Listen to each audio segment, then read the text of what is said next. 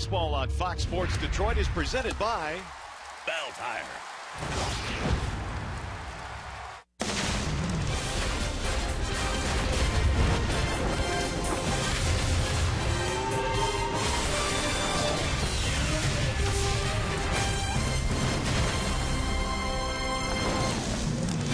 Well, the Tigers' bats have been booming against the American League Central Division this year. The Tigers averaging a little over 5 runs a game against teams within their own division. That's good news because their road trip continues tonight against a team within their own division. Welcome to a cloudy, overcast Chicago. Tonight, it's Game 1 in this 3-game series featuring the Detroit Tigers and the Chicago White Sox. Hi again, everyone, and welcome to Tigers Baseball. Mario and Pemba alongside Jack Morris. Glad to have you with us here for Game 1 in this series. And Jack, the Tigers taking on a Chicago team right now that is really struggling. This is a team that, of course, had a couple of games knocked out because of the riots in Baltimore, and then they lost 5 in a row. Yeah, and if the Tigers are going to take advantage, it's a good time to do it. You got to get the teams when they're not playing well. Right now, Chicago's going through a little bit of a funk, so it'd be a good opportunity for Detroit to come back home with a good series ending here in Chicago. All right, let's talk about the pitching matchup tonight. We'll start with the Tigers. Shane Green will get the call. Green had 3 really good starts to begin the year, but has since hit a bump in the road, tries to get back to what he was doing early on in the season. Well, early on, he was really locating his pitches, and his focus was there. And sometimes you lose a little focus, all of a sudden you lose command. The balls were up in the zone his last couple outings, and early, you could see that he was doing a good job. The balls were around the perimeter of the strike zone, really good breaking ball. Most of them were down. And then last week you could see Joe Mauer right there, ball middle half in. Actually, that was Oswaldo Arcia. There's Joe Mauer right there with the pitch. And then he leaves one hanging in middle half in to Trevor Plouffe. So rough outing in Minnesota. He can get back in the horse, back on the saddle today here in Chicago. All right, now Jeff Samardzija trying to do the same thing, getting back on the saddle. He was roughed up in his last start against the Orioles, but earlier this year against the Tigers was awfully good. He really was. He was really showing that power arm that he has in his first start against the Tigers. Last start, I think he had a similar problem. It was the game in Baltimore where there was no fans let in the game, and before he knew it, he had already put up a bunch of runs early, and he just had to try to find his way. He only went 5 innings in that start. All right, the Tigers and White Sox getting together. White Sox have lost 5 in a row. Tigers, of course, winning the final 2 in that series against Kansas City. After a short break, we send you back to the Colsan Studios. We'll check in with Matt Shepard. Coming up in this one here tonight, Tigers have a couple of big bats in the middle of their lineup that crush Chicago pitching. Miggy and Victor. We'll see if they get it going again here tonight. Tigers Sox next.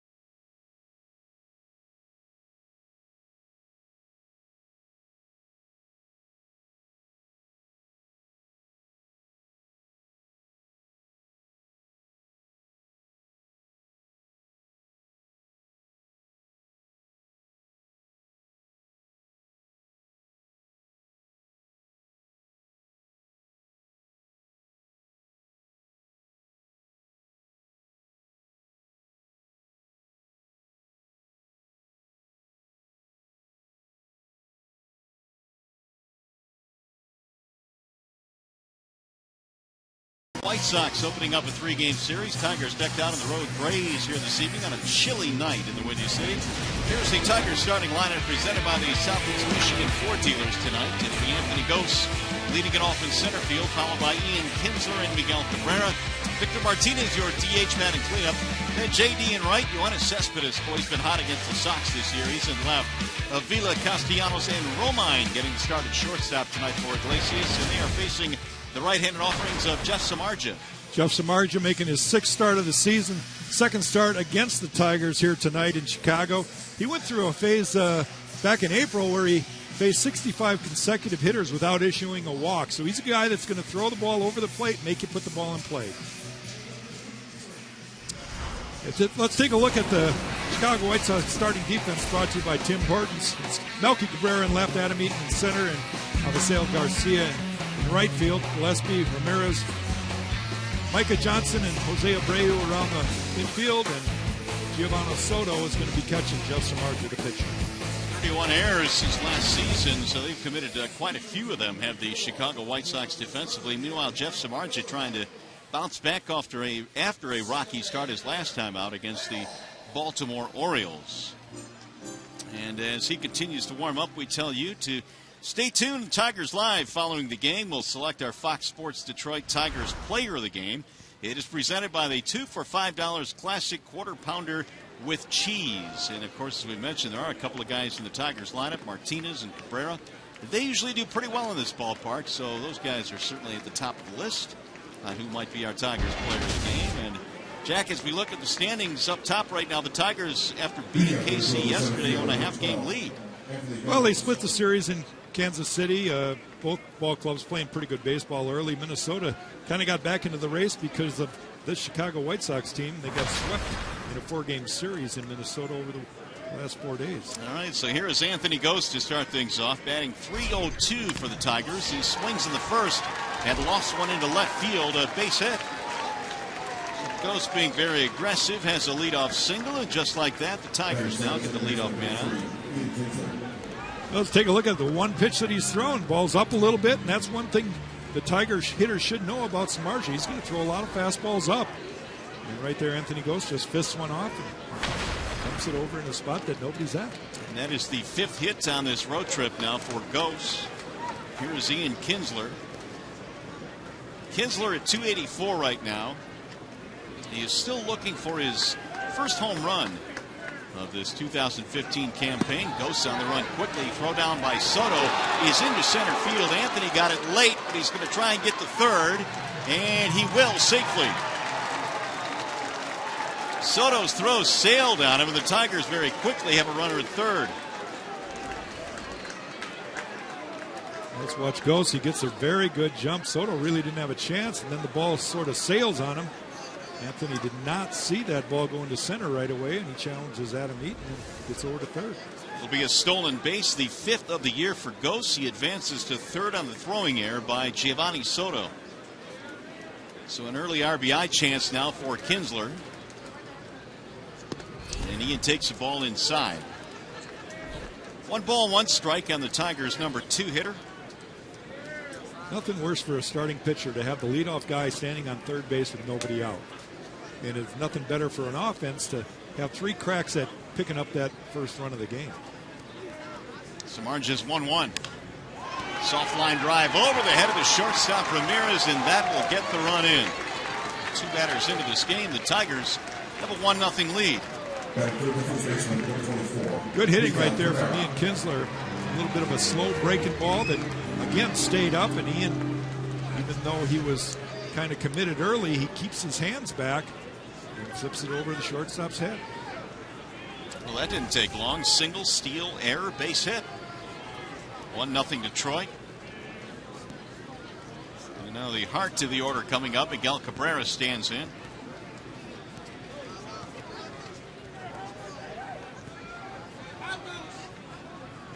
And Kinsler will draw a throw. He can steal a base if he needs to. He's stolen 3 this year. As Cabrera checks in now at .366. Pretty good road trip for Miggy. 8 for 24.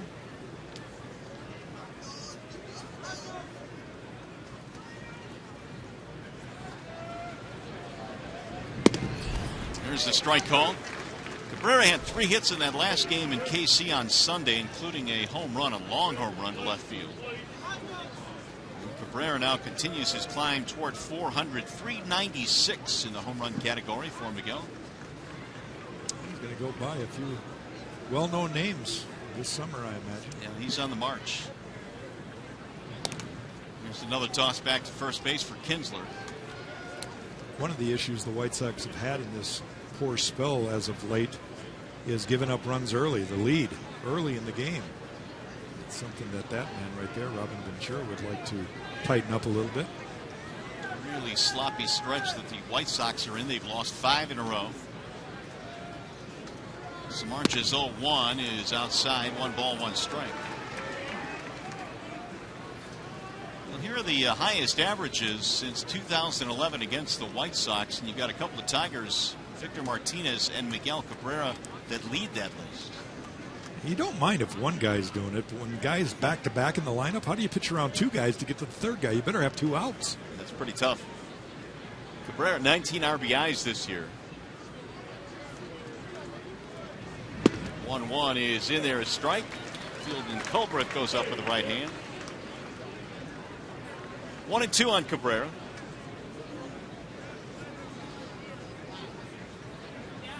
Samardzija, 30 years of age, a native of Indiana. You know his background by now, a great football player at Notre Dame. But has had some solid work done here at the major league level. Was acquired by the White Sox this year to bolster their rotation. He was brought in here with a lot of fanfare, thinking that he was going to really solidify this starting rotation, and justifiably so. He's had a great career ERA. He's been a kind of a tough luck loser for most of his big league career, but they expect a lot from Jeff Samardzija. Here's the 1-2. Bouncing ball to second. This could be 2. Johnson to Ramirez, and on for a double play. They'll go 4-6-3. The Tigers have hit into a ton of those this year. Batting fourth, designated hitter, number 41, Victor Martinez. The ball's outer half of the plate. Miguel just goes with the pitch.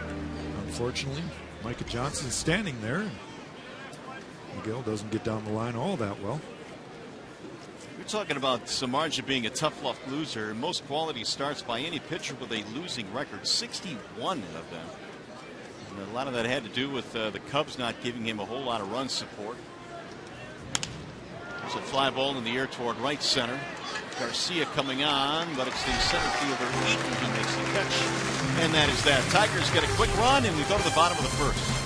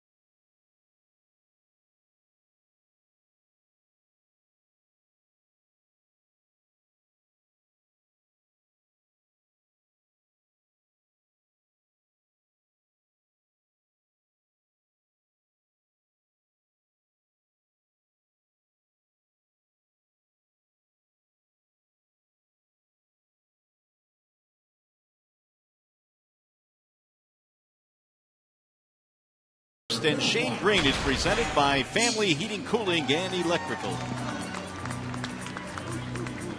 In the numbers on Green in 5 starts, a 3-1 record, ERA of 4.60, trying to rebound after a couple of rocky starts. Yeah, he started out so well, 3-0 on the season, deep into games, and then went through a phase that the ball was elevated. That's as simple as I can put it. Too many pitches over the plate. And so Green will go to work now against a White Sox lineup that'll feature Adam Eaton leading it off. Eaton batting just .192, although he's had good career numbers against Detroit. He just has not been able to get it going this year. He's also missed a couple of games with a virus that was going around the White Sox locker room. Strike one is called on Adam Eaton. No homers, no RBIs. Now Green with the 0-1. 1 ball and 1 strike.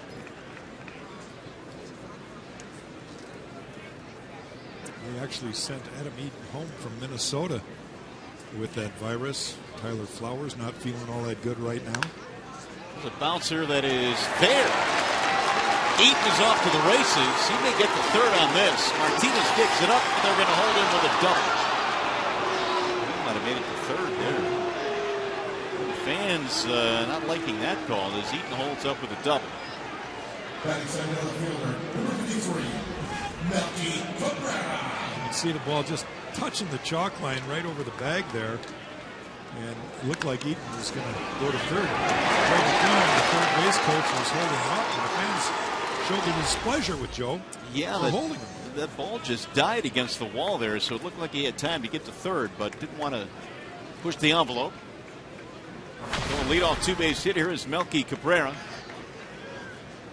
who's picked up the pace offensively in his last 13, batting at a .380 clip, which has raised his average to .287 overall.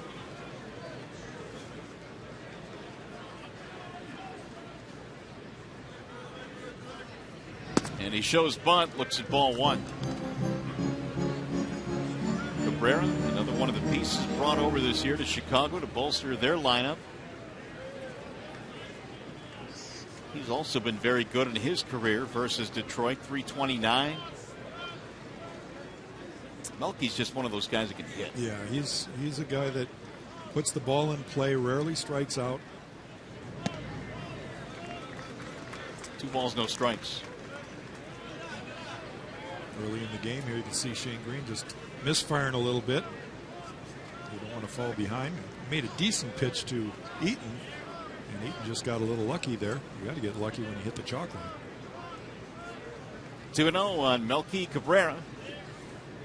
Tigers got a run in the top of the first. And the White Sox attempting to answer. There's a ball inside. And now Green is falling behind 3-0. Waiting on deck is the dangerous Jose Abreu.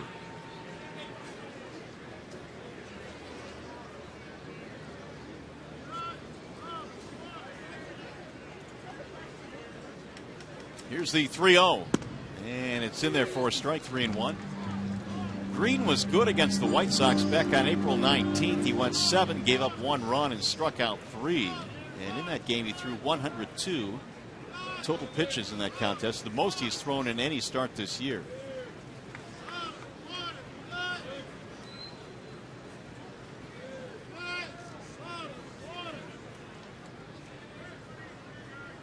Here's the 3-1. And he lost him, ball 4. So the first 2 White Sox have reached. The starting lineup for the White Sox today presented by the Metro Detroit Chevy dealers. And this is how the rest of the lineup looks tonight for Chicago. You saw Eaton and Cabrera. Abreu is playing first base. LaRoche is DHing tonight. You've got the red-hot Avisel Garcia in right field. Gillespie at third. Ramirez, Soto, and Micah Johnson rounding out their lineup. Now with 2 on, nobody out, here is Abreu. And Abreu's their go-to guy in their lineup. He's been pressing a little bit, thinking that he has to be the guy to drive in all the runs.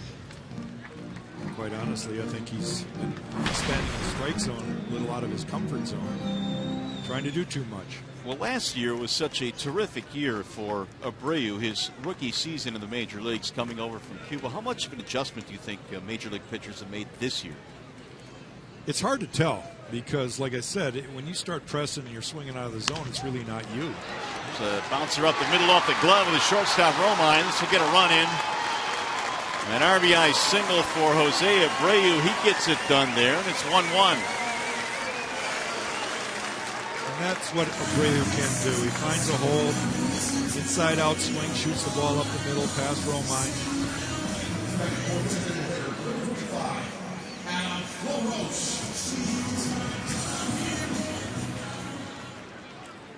Eaton scores on the play. Abreu gets his 16th RBI, and just like that, the Sox have tied it. And they have runners at first and third and nobody out. Here's Adam LaRoche, who is batting just .211 this year. Really up and down this White Sox lineup. They have not done some good offensive work this season. They've struggled.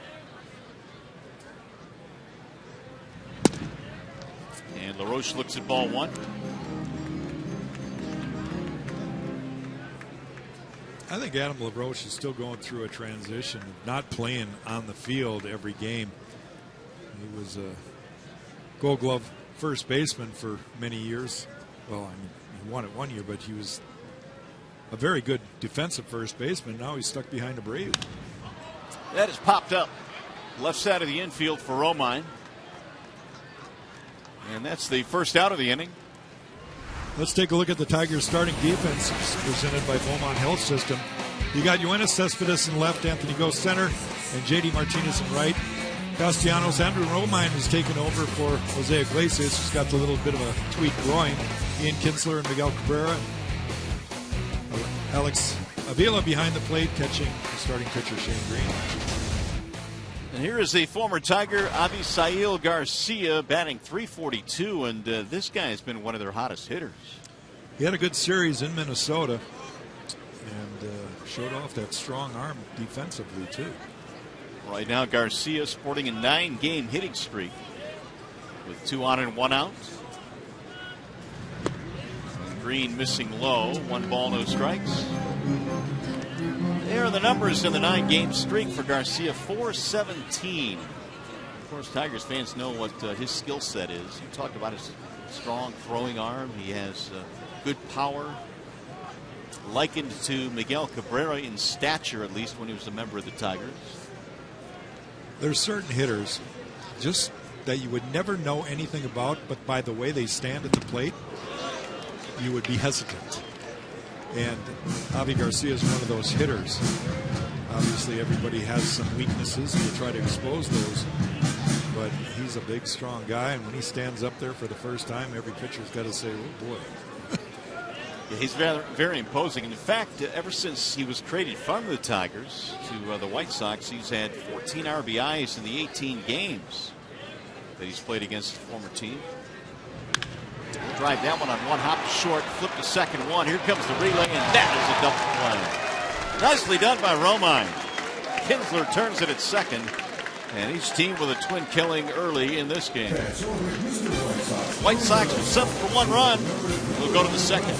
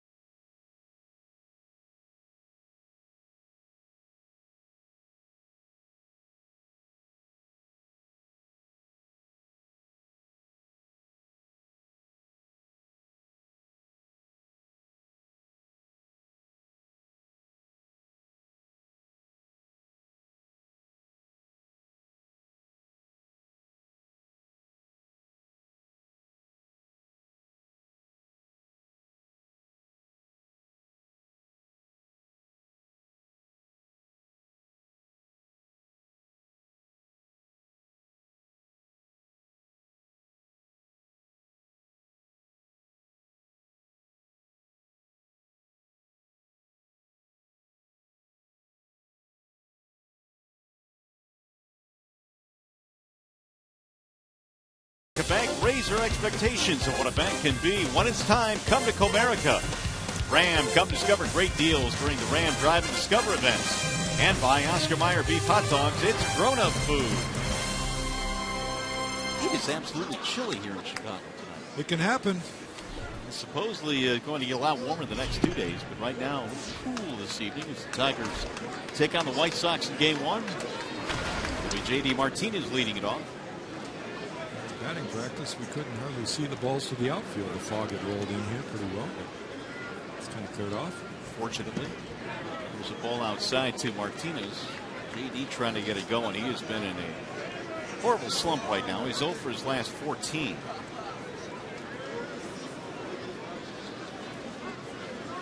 Here's the 1-1. Driven high in the air to right field and hit well. Garcia going back. He's to the edge of the warning track for the out. One go. Time now to take a look at our Bell Tire pitch by pitch. We'll take a look at Yoenis Cespedes and the sequence of pitches against Jeff Samardzija when Samardzija pitched against the Tigers back at Comerica. First pitch fastball, second one fastball. He throws a changeup right down the middle. Guess what Cespedes was sitting on? That hanging breaking ball. He was looking for it that whole at bat, and he didn't miss it. And that was really the only mistake that Samardzija issued during that game. It cost him a possible win. Yeah, Cespedes hit 3 home runs in that series, and the one you saw there against Samardzija. There's a strike called on Yoenis. .310 batting average on the year on the current road trip. Well, he's one of the Tigers that have really been swinging it quite consistently. .357 on this trip. Checked it on 0-1. It's outside. 1 ball, 1 strike. For all you kids that are watching the catcher, Giovanni Soto, when he returns the ball back to the pitcher, he goes down on his knees and kind of just soft tosses it back. That's because he has trouble standing up and throwing it to the pitcher. I always wondered why he did that. And he does kind of a hesitating throw at the end of the warm-up pitches from the pitcher to second base. And yet in live game situations, he can't stand up and he's not thinking about it. Right. And he can throw the ball hard down to second. Missed it inside. The Tigers had another catcher a while ago, Gerald Laird. He used to do the same thing. It was not this pronounced, but Gerald would kind of double pump before he threw it. Is that like the catcher's version of the yips? You know, it kind of is. Here's the 2-2. Swing and a miss. Cespedes down on strike. Strike out there for Samardzija. Batting seventh, the catcher, number 13, Alex Avila. So he goes to the slider right there. Ball's off the plate. Kind of gets Cespedes to chase a little bit. So with 2 outs, here is Alex Avila, who came to life on Sunday in KC, had a couple of hits, knocked in 3 in that ball game, and got the Tigers offense off to a really nice start. His on-base percentage, despite the low batting average, is still fairly high when you factor in all the walks. Avila this year has walked a total of 13 times. And like most teams, Robin Ventura's got the shift on the right side. Here's the 1-0. Low, 2 balls, no strikes. Tigers got a run in the first on a single, a steal, an error, and a base hit.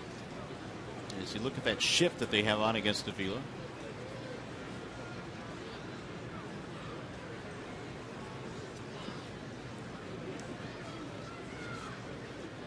Now Samardzija with the 2-0 pitch. Swing and a miss by Alex. Samardzija getting it up there a little bit. That fastball at 96. And he can throw hard. He's got the curveball, the slider. Once in a while he can get that fastball to run in on right-handers. Here's the 2-1. In the air toward left. Ball's hit well. Cabrera going back to the wall, leaps off his glove and gone. He held it over the fence. Melky Cabrera had it in his glove, and Samardzija's thinking, are you kidding me? Well, that's almost like Jose Canseco taking one off the top of the hat. Not quite as bad, but pretty close. right in the glove and over the fence for a home run. We'll just have to see if that ball would have cleared anyway. It probably would have hit the top of the fence and bounced over, but Melky did a little clank job there, and yeah, it would have been a home run. Well, in the blink of an eye, it goes from a tremendous leaping catch to a home run. That's when you know your team is kind of in a funk. Yeah, that's a good point. They've had all kinds of stuff like that happening recently. Tigers have the lead on the second home run of the year for Avila. Boy, Alex does have some power the other way. In fact, on opening day, he had a 2-run homer to left center field against the Twins. Castellanos the batter.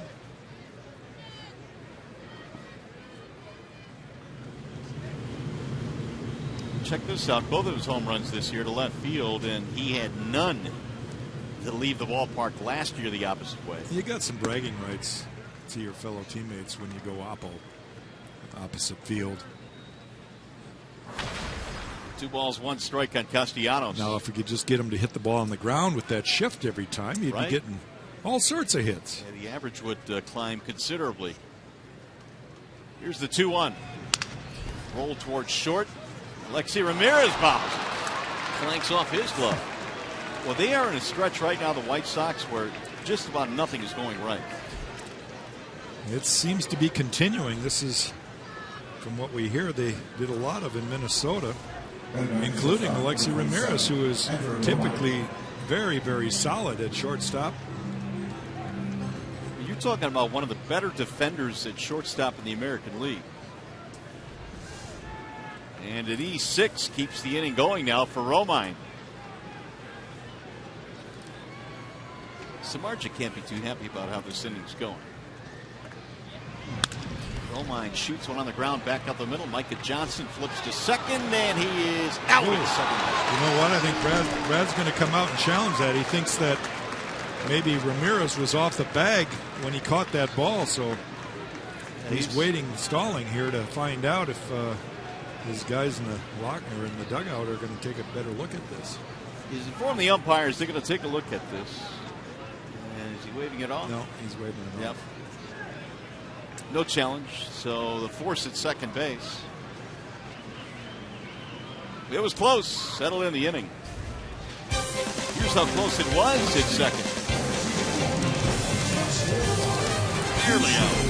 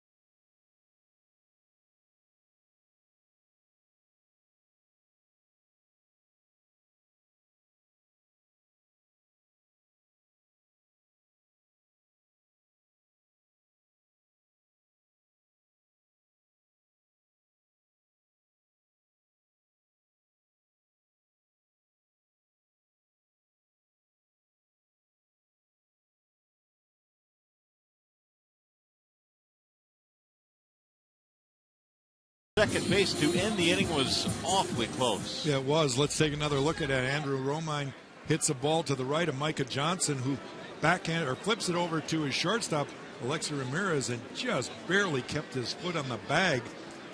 And I guess it could probably go either way, whether or not Is it in his glove? Hard to tell. It's hard to see from that angle, but either way, Brad did not challenge it. I think when it's that close, it's not enough to have the call changed, so he didn't want to use his challenge on it. We got a different look here. It's in his glove and his foot's on the bag, Yeah. so there you go. And there's a great replay right there. And that's probably the one that Brad saw and said, get off the field, boys. Connor Gillespie leading it off here. 2-1 in favor of the Tigers. He drills this one back up the middle into center field. Leadoff man is on.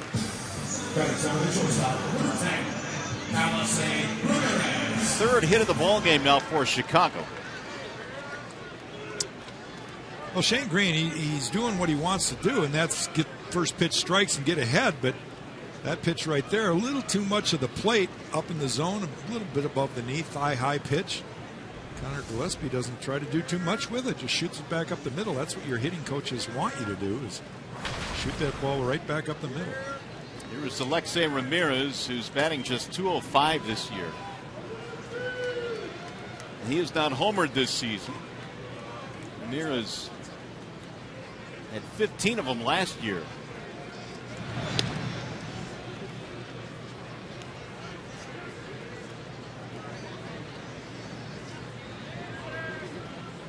Shane Green allowed a double and a single in the first inning. That's how the White Sox got their run. The single by Abreu knocked one in.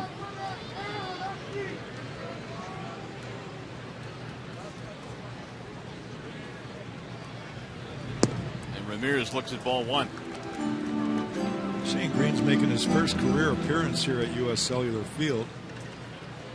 I was kind of teasing him and asking him early this afternoon. I said, have you ever pitched a game in the fog? And he said no. And he doesn't have to. It's kind of cleared itself off here. It's kind of touch and go. I mean, during batting practice, it was still fairly foggy at the ballpark, but it is cleared out. Good stop there by Avila. 2 balls and no strikes. There's a real fine line from what Shane Green was doing early in the season, what he's doing now. But I see that he's flying off the mound a little bit more with that breaking ball, trying to be a little too fine instead of having that. You can almost see the confidence in his facial expressions early in the year when things were going well. And now it looks like he's trying to guide the ball a little bit early in this game instead of just trusting his stuff and letting it go. Jeff Jones, the Tigers pitching coach. Of course, Green has allowed 7 runs and 8 runs in his last 2 starts against Minnesota and Cleveland, respectively. Here's the 2-0. Here is our T-Mobile game changer. Talk about guys that have had a large percentage of their team's hits. Since 2010, Alexei Ramirez has had almost 12% of the White Sox hits, and of course Miggy's on that list. That's a pretty impressive list right there. It really is. I mean, Starlin Castro might not have been a guy I would have thought of immediately. Jones, McCutcheon. That's when you walk into spring training on crutches and kind of hunched over, and you look at your buddies and say, I'm tired of carrying you guys. Oh, wow. Now, did you do that to the pitching staff in '84? Can you tell? It's nothing like getting a team to laugh. Green ready with the 2-1. Roll to third, foul. Right by Joe McEwen. 2 balls, 2 strikes, and Alexei Ramirez. 7 doubles this year, which leads the White Sox. Well, that's what Shane's trying to do right now, is to get that ball to either sink or a slider down that he can get a ground ball, try to get out of this early rally with a base hit by getting a double play.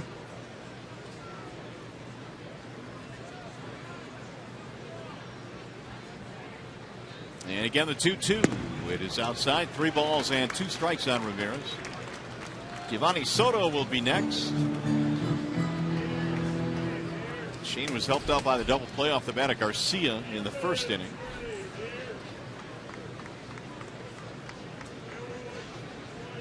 We've had 5 hits already between these 2 teams. The White Sox have committed a couple of errors.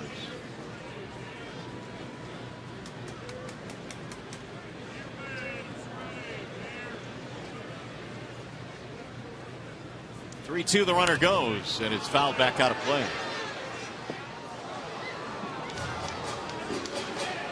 Robin Ventura is trying to figure out a way to get his ball club on the board. Being a little aggressive right there in that situation. Sending Gillespie, trying to keep him out of a possible double play. Well, the White Sox, in half of their games this year, have scored 2 or fewer runs. Half of their games.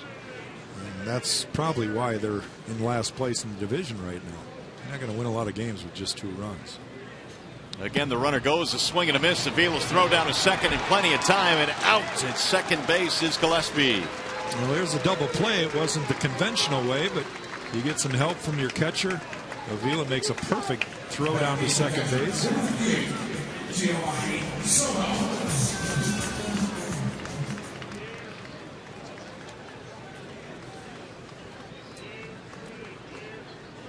Shane Green picking up his first strikeout. So the bases are empty now, and here is Soto. 1 ball, no strikes on the Chicago catcher. He's been mired in a bad slump as well. 2 for his last 24, which has dropped his average to 138. The 1-0 is in there, a strike call. Baseball's always seemed to have a bunch of veteran type catchers with builds like Soto. You need to hit the ball hard somewhere because of the way they run down the line. Well, that ball was hit straight at third baseman Castellanos. That'll end the inning. Tigers baseball tonight from Chicago, presented by Bell Tire.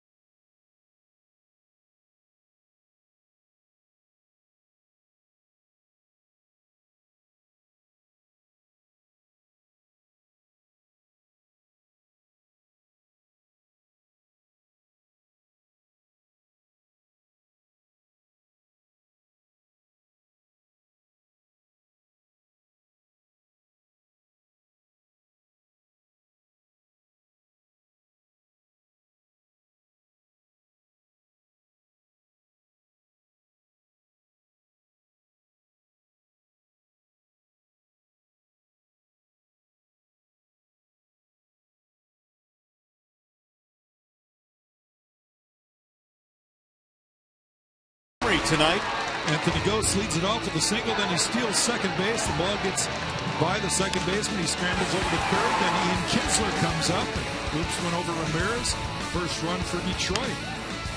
Jose Abreu drives in a run right there, and then Alex Avila with a ball that's off of Melky Cabrera's glove goes over the fence for a 2-1 lead for the Tigers. and that's where we stand as we go to the top of the third, and Anthony Ghost will begin things for Detroit. Tigers scored their first run 4 pitches into this game against Jeff Samardzija. And Ghost looks at a ball low. 1 ball, 1 strike. Anthony 5 hits on the road trip now.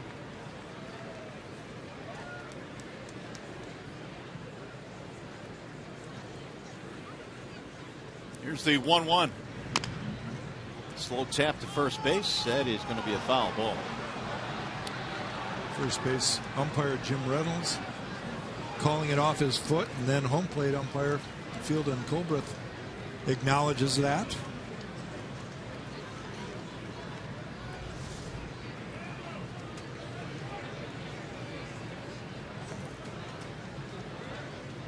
Off the back shin is what it looked like. Either that or a good acting job. Yeah, one of the two. Here's the 1-2. Foul back out of play. The acting job is a lot less painful, I think. I think it's a good attempt. I mean, why not? If you know you're not going to have a chance to get a hit, you don't have to run. You know, you trick the umpire. You don't have to run. Look at you trying to take a shortcut. Here's the 1-2 pitch. Swing and a miss, and Ghost is out on strike. One away. Let's take a look at that last pitch. Just turns over a changeup, kind of out in front, just goes. Ball really runs well. That's the pitch that Samardzija has added. And if he can throw that to left-handers, that's going to be a tough one for him. Here is Ian Kinsler, who is 1-for-1, singled in that run in the Tigers' first inning. And Kinsler looks at ball one low. Well, Samardzija in that last start we mentioned against the Orioles gave up 6 of his 8 runs in that very first inning. And when he was signed by the White Sox, as Kinsler looks at a strike, he figured, man, Sale and Samardzija at the top of that rotation, that's pretty good. But both of them have struggled a bit coming out of the gates. Here's that line in the loss on Wednesday to the Orioles. 7 of the 8 were earned runs. Bouncing ball to short. Ramirez to his left. Kinsler's out. 2 gone. But how would this have been for you, Jack, to pitch with no fans in the I don't know, but I would have had fun with it, especially if I was an outfielder. I'd have gone back to reflect on my youth and say, hey, batter, swing, you know. And I guess the hitters could hear the radio and TV announcers making calls, and they actually sent somebody up there to try to calm them down a little bit. Here's Cabrera now with 2 outs. I mean, would you broadcast the game any different, Mario, if you knew that everybody on the field could hear you? Well, you know what? I've done that. I've done that in basketball and early on in the minor leagues and baseball, and it does have an effect on you.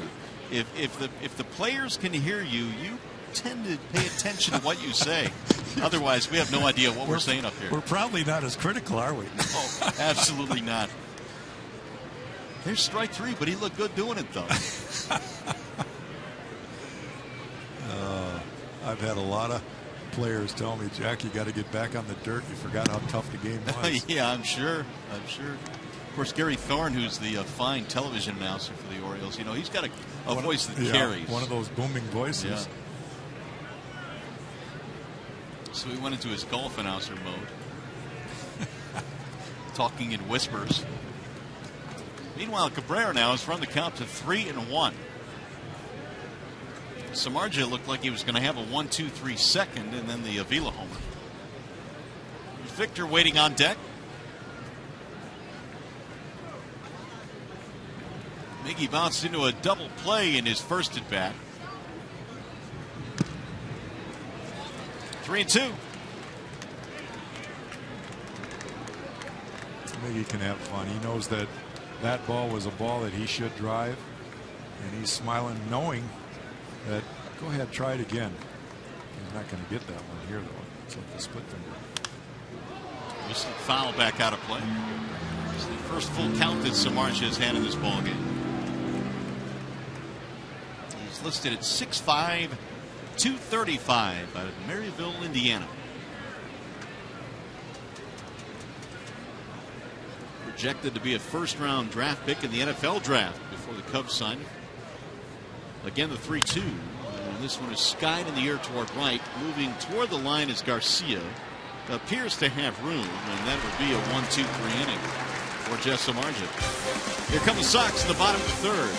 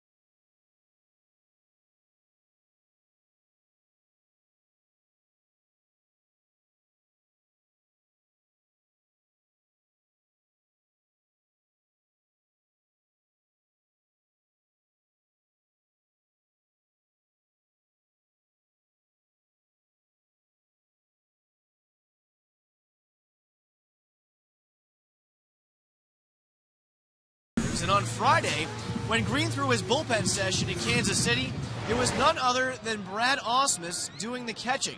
The Tigers manager said he wanted to get a better view of Green's pitches from a perspective he knows well. It's not the first time Ausmus has caught a bullpen session. He did it last year with Justin Verlander, also in Kansas City. By the way, as for Verlander, he got his third MRI this morning on that strained right triceps. We are still awaiting word on the results, Mario and Jack. All right, Justin, thanks. Well, it may not have been a first for Brad Ausmus, but probably would have been a first for most managers. I don't think I've heard that all that often. It'd be a little intimidating, in my opinion, for the pitcher.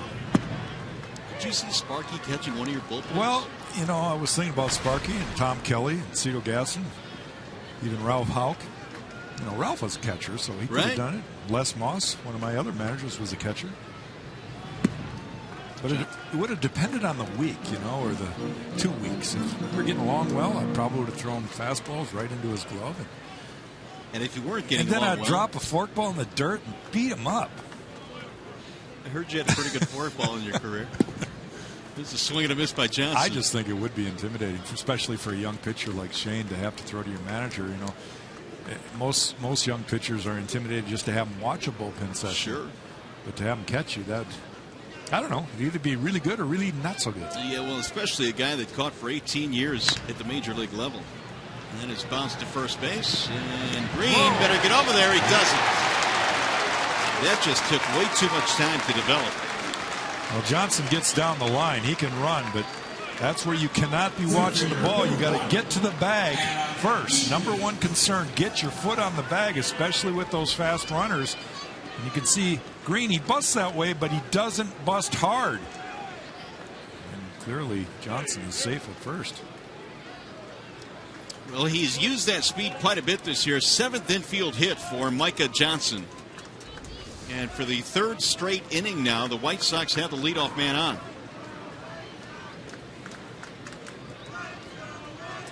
Top of the order coming up, Adam Eaton. Tigers on top 2-1. Runner bluffs, and it's a strike on Eaton. To go back to that play right there, pitchers go through pitchers fielding practice, PFP, almost every day down in spring training.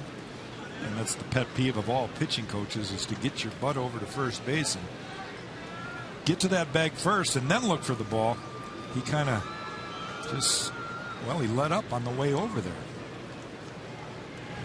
Teams really don't do that once the season starts. No, it's funny. I mean, unless this happens 3 or 4 times in a row, and then they'll get out there, the manager will make sure that the pitchers come early and do it again, which is never that much fun, because if you're the pitcher guilty of making everybody else come out there, your boys will let you know that they didn't appreciate it, which is all good. You know, you want to get it right. Here's the 0-1 pitch out, but nothing doing. And Johnson holding at first base. He has led things off here with an infield hit. Eaton had a double and scored a run in the first inning. He just has not been providing what they had hoped he would. He came in batting 192, does not have an RBI. Well, he's definitely a guy that the White Sox need on base, just like Micah Johnson. He can run well and create havoc. They need him on the base pass. Castellanos in tight at third on the grass, and a ball outside. 2 balls, 1 strike.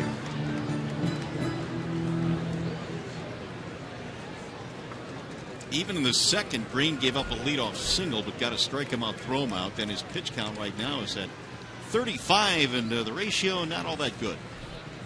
18 against 17. Well, he needs a double play ball here. Get out of this inning. Figure 15 pitches an inning, average for a starting pitcher, is a good number to kind of shoot for. So that would put him at 45 by the end of this inning. He needs 10 pitches to get 3 outs.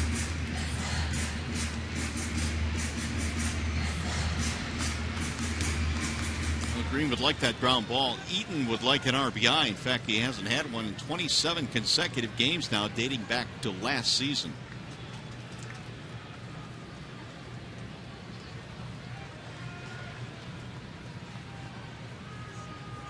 Of course, from your leadoff hitter, that is not as big of a concern as it would be from, say, your 3 or 4 hitter. But and a lot of it depends on the bottom part of the lineup. Yeah, no doubt. There goes the runner. It's fouled back. You would think if Micah Johnson was getting on base, he would have chances for RBIs. Soto, on the other hand, and Tyler Flowers, the other catcher, don't run all that well, so it's hard to get those guys. They need doubles or triples to really drive in runs. Melky Cabrera waiting on deck.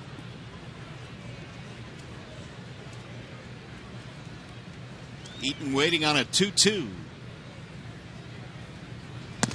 Ball high, 3 balls, 2 strikes. And there again, that was a slider that Shane Green just overthrew. His body got way out in front of his hand, and the ball just spun out of his fingers. You can see it's just the old washing machine slider that just spins. It's on spin cycle. It doesn't break.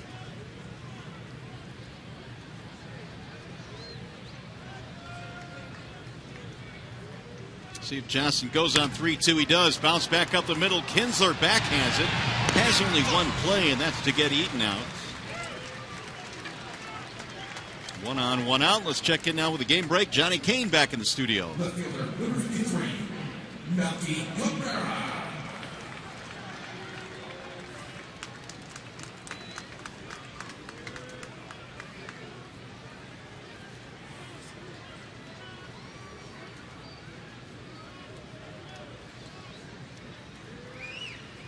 All right, Johnny, we'll keep our eyes certainly on that ball game. The Tigers came in with a half-game lead over the Royals after splitting a 4-game series there. Here's Melky Cabrera now trying to tie the game up. Walked in his first at bat. You mentioned Shane flying over with the shoulder. How often was it the catcher that would notice that and tell you something as opposed to the pitching coach, or would it be vice versa? Both, really. I mean, the catcher would do it during the game, sometimes come out and let you know, and then certainly the pitching coach lets you know in between innings. But it's one of those things that they can say it 100 times until you really acknowledge the fact and try to stay back. It's hard to fix. We'll get back into the seats. 1 ball, then 1 strike on Cabrera. A lot of guys don't like to be told things while the game's going on. They want to correct some of their mistakes on the side when they do their in-between start work. But for young pitchers, the sooner they can feel their own bodies in the perfect arm spot for their release point, the more consistency they're going to have. Here's the 1-1. Low, 2 balls and 1 strike. Where did you fit in that spectrum? Would you like to know mid-game, or would you prefer to try and fix it on the side after games? You know, it's when I was young, I had a tough time with anything being told to me, period, especially during the game. But as I grew older, of course, you don't have the same stuff when you become a veteran pitcher. So everything changes, and you're more aware, and you've thrown a million pitches, so you kind of know your body and know what you're doing. Well, it's gone 3-1 now on Melky Cabrera with Abreu lurking. This is where I correlate pitching and hitting very similarly. You have to have body control. And whenever you're rushing or flying open as a hitter, you usually don't have good results. In there for a strike, 3-2. Back-to-back full counts now for the right-hander Shane Green.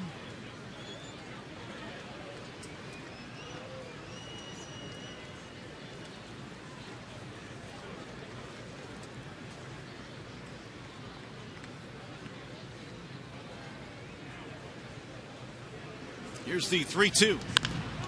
Rolled foul, first base side. Send Johnson back to second. He led the inning off with an infield hit. Tying run in scoring position now. 2 runs on 3 hits for the Tigers. A run on 4 hits for the White Sox. Bottom of the 3rd here in Chicago. White Sox have lost 5 in a row. And the hope is the Tigers are catching them at the perfect time. They have not played good baseball. Again, the 3-2. Lost in ball 4. Second walk in the game now for Melky Cabrera. It'll bring us to our Bernstein advantage. It's going to bring us to Jose Abreu's career numbers against the Tigers in 23 games. How about these, Jack? These are updated now. 384. He has torched Tiger pitching. Well, he's torched a lot of pitching, but particularly the Tigers, he can be a great hitter. And the one thing that he's been doing here early in the year is trying to do too much, I think. Swinging a little bit out of the zone. But if he gets back and covers that strike zone the way he can, he'll put balls in play. 16 RBIs after his run-producing single in the first inning.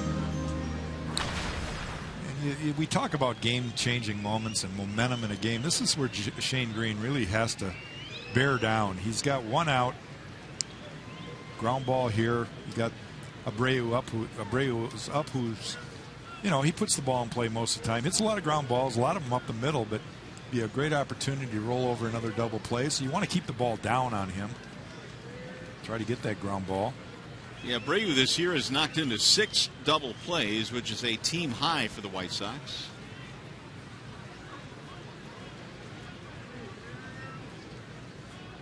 Here's the 1-0. 2 balls and no strikes. And Green now continues to fall behind White Sox hitters. Well, he's trying to be careful because Abreu has the power to leave this ballpark. But there's a fine line there, too. And I think if you look at the Shane Green that started out 3-0, he didn't care if Babe Ruth was up there. He was going after him. Here's the 2-0. 3 balls, no strikes. Green is 2 of 12 in first pitch strikes. And what about that stat? I mean, are you a believer in the first pitch strike? I absolutely am. I think, you turn a 300 hitter into a 260 hitter by getting strike one. It's just very important because it changes the momentum at the plate. And there's so much about this game that is pitch by pitch. Everybody has a role in every single pitch. 3-0 is high. Ball 4. That is going to load the bases. Back-to-back walks. 3 of them in the game now total for Shane Green. That'll bring Jeff Jones out of the dugout. Danger time now here in the third with 2 walks and an infield hit. Hey fans, the Tigers face the Royals this Sunday night at 8:05. It's Sunday Kids Day and Mother's Day. All kids 14 and under receive the first, or for the first 10,000 moms as well, they receive a free Mother's Day tumbler. For tickets, call 866-66-TIGER or visit tigers.com. There's a good look at that good-looking tumbler on Mother's Day. Well, they're loaded up now, and here's Adam LaRoche. Well, Shane's going to have to work a little magic at this point. He's dug himself a little bit of a hole with the 2 walks. Really fortunate that Adam Eaton hit that ball up the middle because Ian Kinsler was actually covering on the stolen base attempt from Micah Johnson. So got a little break there. And LaRoche looks at ball 1, and now Green can't throw strikes. LaRoche only 1 RBI in his last 12 games, but he's sitting pretty right here with the bags full, and Green struggling to find the plate. Well, there's no stirring in the Tiger bullpen yet, but you got to believe that he falls behind a little bit more. There's going to be something cooking down there. Ooh, way inside, almost hit him. 2-0.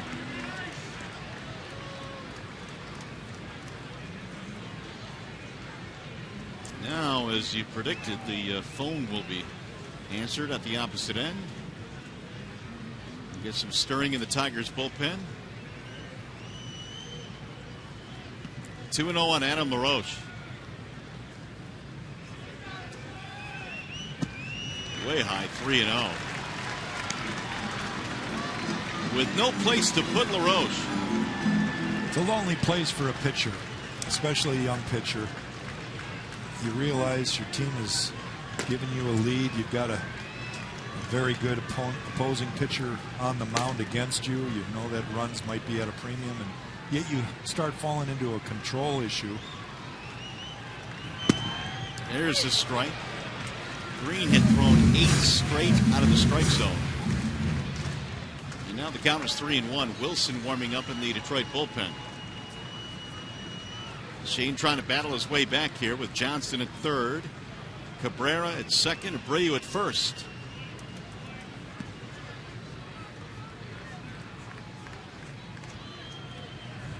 And LaRoche takes ball 4. That'll force in a run. 3 consecutive walks. An RBI for Adam LaRoche, and we're tied at 2.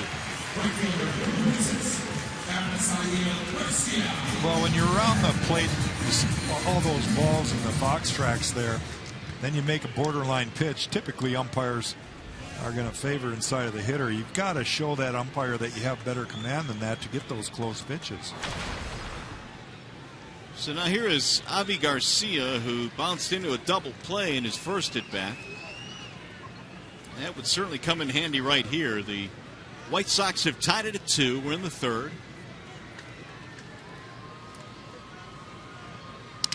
Shattered bat, rolled it toward third base. Castellanos to second. Juan Rida to first. Not in time, and the run will score. Cabrera comes in to make it a 3-2 ball game. RBI for Garcia.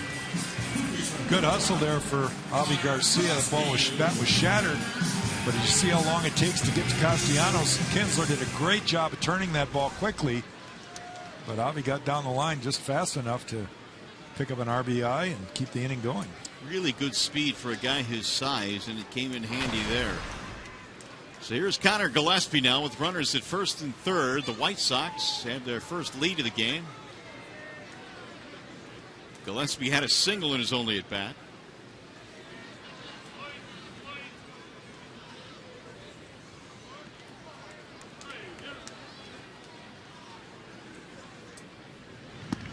Ball 1.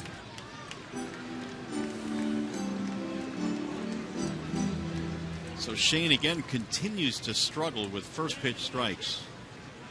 Missing again, this time to Gillespie.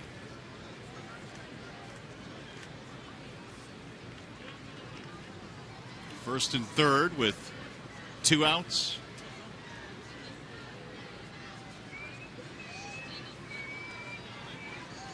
Here's the 1-0. Drill toward right center field. That's down, a base hit. This might get 2 runs in.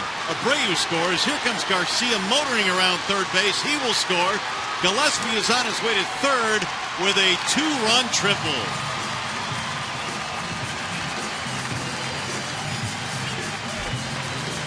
Once it split the defenders, he was off to the races. And Brad's going to come out and make a change. Just a tough day for Shane Green. Again, location. Look where that pitch was. That's about the ultimate wrong place to throw that hanger slider, and that's where it ends up most of the time. Gillespie's first triple of the season, plates a couple. The White Sox have taken a 5-2 lead. Wallside Windows pitching change here in Chicago.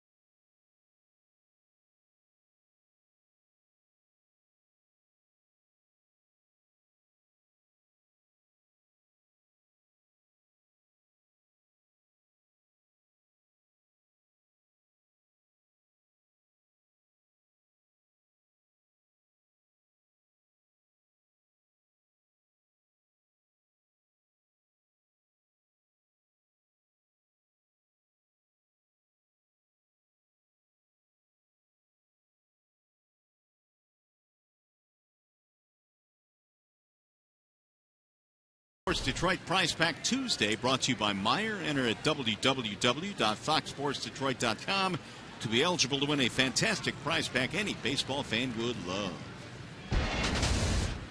Well, here is Alex Wilson to take over now for Detroit.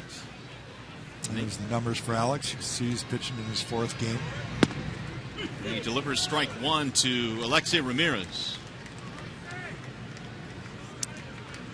Well, he's coming in a situation where that run at 3rd could be the deciding run. You just got to figure out a way to get an out here and pick up the starter, Shane Green.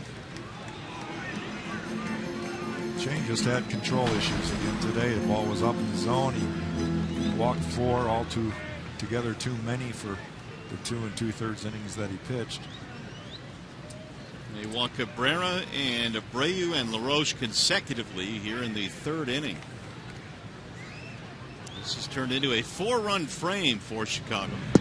Ramirez looks at a strike call to punch him out of there. 8 men to the plate, though, as Chicago has a big inning. They score 4 times, and we go to the 4th.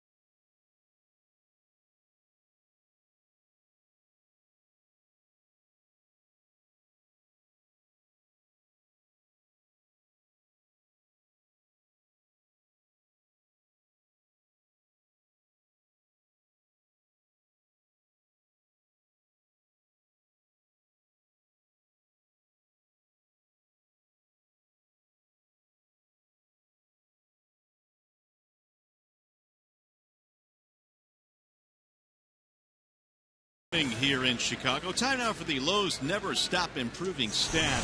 Take a look at Victor Martinez. And here's what happened to Victor after, of course, he missed the 2012 season with knee surgery. Came back in 13, slowly got off to a really slow start, but then really picked it up the second half of 13. Well, of course, he had off-season surgery this year. He's gone off to a slow start, and the hope, Jack, is that as he starts to feel a little bit more healthy, we'll get going like he did in 2013. And I'm not sure that anybody would be surprised if his numbers weren't over 300 by the end of the year again. It's just a matter of time. And you kind of wonder how healthy he is right now, especially from the left side, pushing off with that left knee. Well, Victor flied out his first at bat, batting .211 this year. 9 runs driven in. Jeff Samardzija pitching now with a 3-run lead, 5-2. Shift is on defensively against Victor. And that one backs him out of there.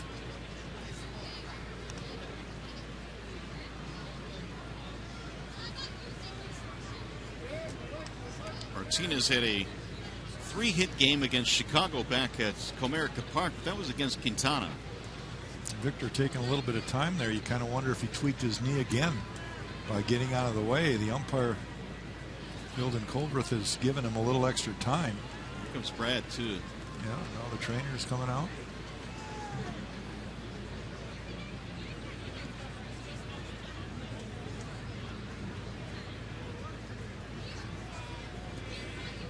Well, you know, Martinez certainly doesn't want to come out of the game, but you could tell that something is definitely bothering him.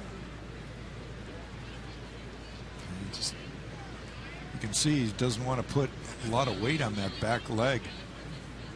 And watching batting practice today, it looked like on one pitch that he was swung at, he kind of flinched a little bit, grimaced at the swing. There's the lefty-righty splits. You can see left-hand is still having a lot of trouble. 143 this year. 2-1 on Victor Martinez. JD will follow, then Yoenis Cespedes.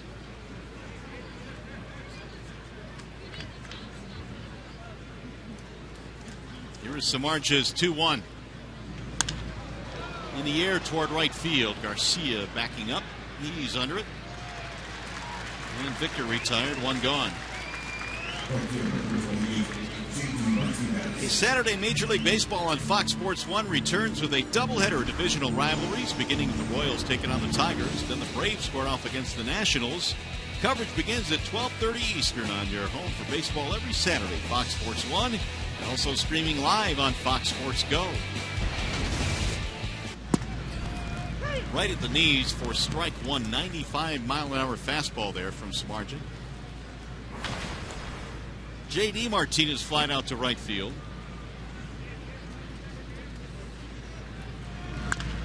Rolls that one foul, third base side. Quickly 0-2. It seems like anytime you're struggling, and that is what Martinez is doing now. He's 0 for his last 15. It seems like you're always 0-2. It is funny how that seems to happen. Samardzij tried to finish him off. He did not go on the check swing.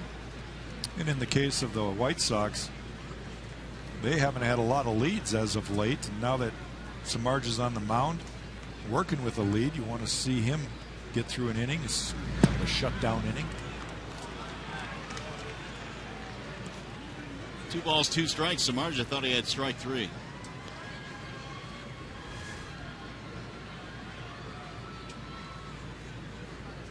See, it's just off the plate.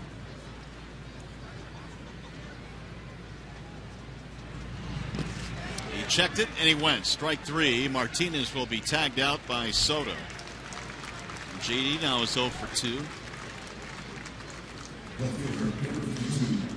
Well, he threw this one down in the zone, and JD just couldn't lay off his back-to-back breaking balls. This one out of the zone by quite a bit, but clearly a strikeout. Samardzij picking up his third. 6 in a row retired now by Samardzij. Here's Yoenis Cespedes, who is a strikeout victim back in the second.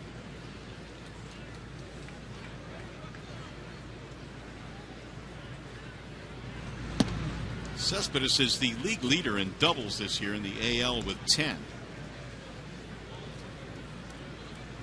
And one of the highlights of his season came back at Comerica Park at that grand slam against Quintana of the White Sox. Here's the 1-0. Yoenis skies one foul down the right field line. You can see that Samardzij wants to get him out away. He's pitched him away. When he shows the ball anywhere in the middle half, it's usually off the plate, just to kind of keep him honest, back him off, and then either go to the fastball away or the breaking ball down and away. Let's see where Soto sets.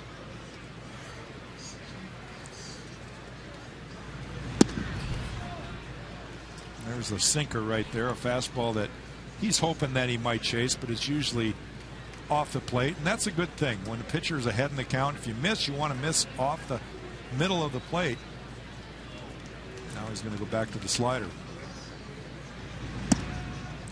Missed high. Well, he's gone 3-1 on Cespedes. Samardzij is one of 10 active pitchers right now that have made at least 100 appearances as a starter and a reliever. Much of that with the Chicago Cubs. Driven deep and foul down the third base line.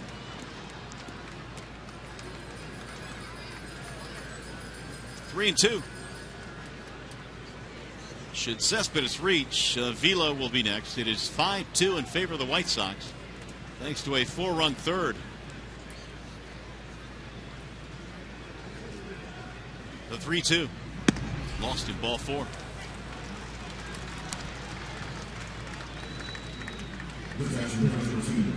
Let's take a look at Big Boy's big play of the game. It was Alex Avila in the second inning going opposite field on a ball that Melky Cabrera made a brilliant effort at, clanked off his glove over the wall in left field, and Alex picks up his second home run of the year. It was also his 8th RBI. And at that time gave the Tigers a 2-1 lead before the 4-run third for Chicago. Avila now batting .208. Swing and a miss, 0-1.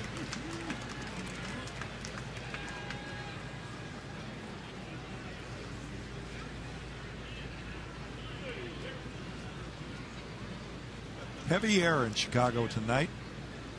It's hard to hit a ball out of this ballpark. That one not too far from the left field foul pole. Pulled right into the shift for the final out. No runs. Tigers get a walk. Samardzija strands one. We go to the bottom of the 4th in Chicago.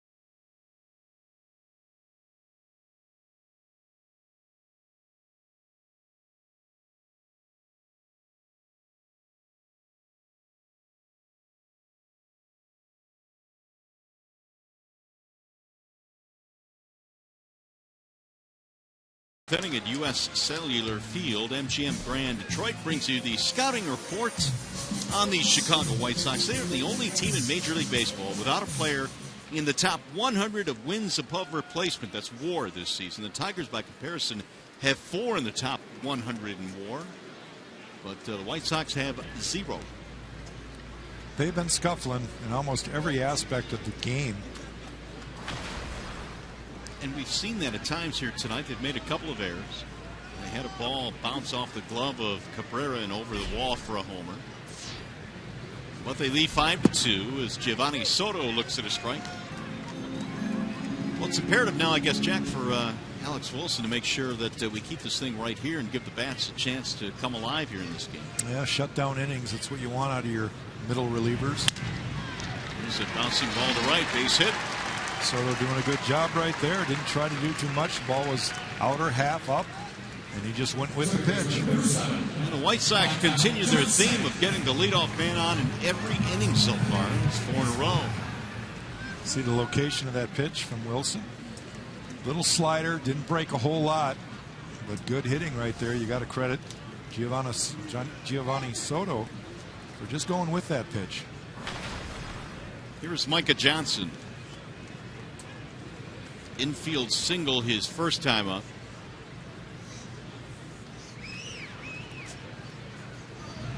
Talked about Johnson's speed. He also has a couple of bunt singles.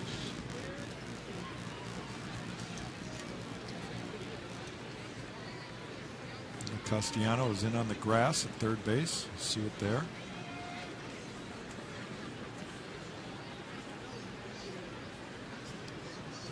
Here's the 0-1, and he shows bunt. Looks at a ball outside, 1-1. Johnson is considered the number 4 prospect in the White Sox system. Getting a chance to try and hold down the second base position. Played his college ball at Indiana. Was all Big Ten there. His route to the big leagues has been leg speed and consistent glove. The little bit that you're going to get from him offensively is a plus. Into shallow right field. Kinsler going back. And he'll retire Micah Johnson. 1 out. Hey, just a reminder, as you enjoy a cold one, to look forward to Miller Time later in tonight's game, brought to you by Miller Lite. Here's Adam Eaton.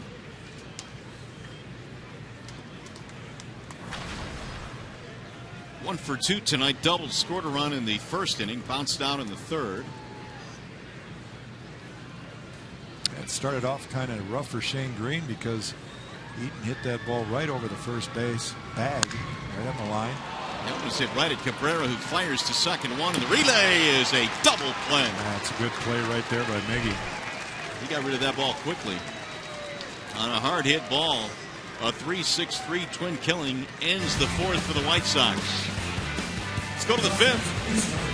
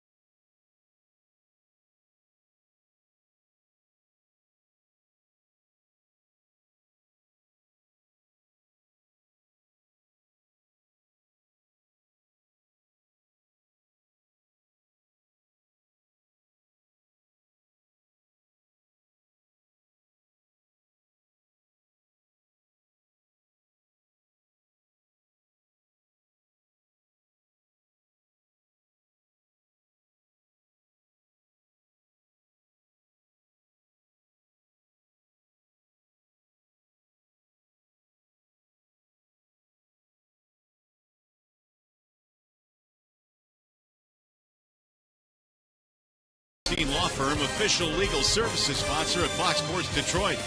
Bell Tire, get the lowest tire price, period. Bell Tire. Myers, save big with M-Perks from Myers. Sign up at mperks.com. And by Chevrolet, find new roads. It is jacket weather tonight here at U.S. Cellular Field. The Tigers, White Sox. Game 1 in this 3-game series. Top 5 now as the Tigers come to the dish. Castellanos will lead it off for Detroit, and he fouls off the first pitch, 0-1. Nick to be followed by Romine and then Ghost. Samardzija has kept the Tigers off the board each of the last 2 innings. And after Detroit got 1 in the first, 1 in the second. Like a lot of pitchers, it looks like Samardzija's finding a little bit of a groove as this game progresses. Low and away, 1 ball, 1 strike. He's doing a better job of not hitting the heart of the plate. If he misses, he's missing off the plate. There you see his ball strike ratio, 60 total pitches.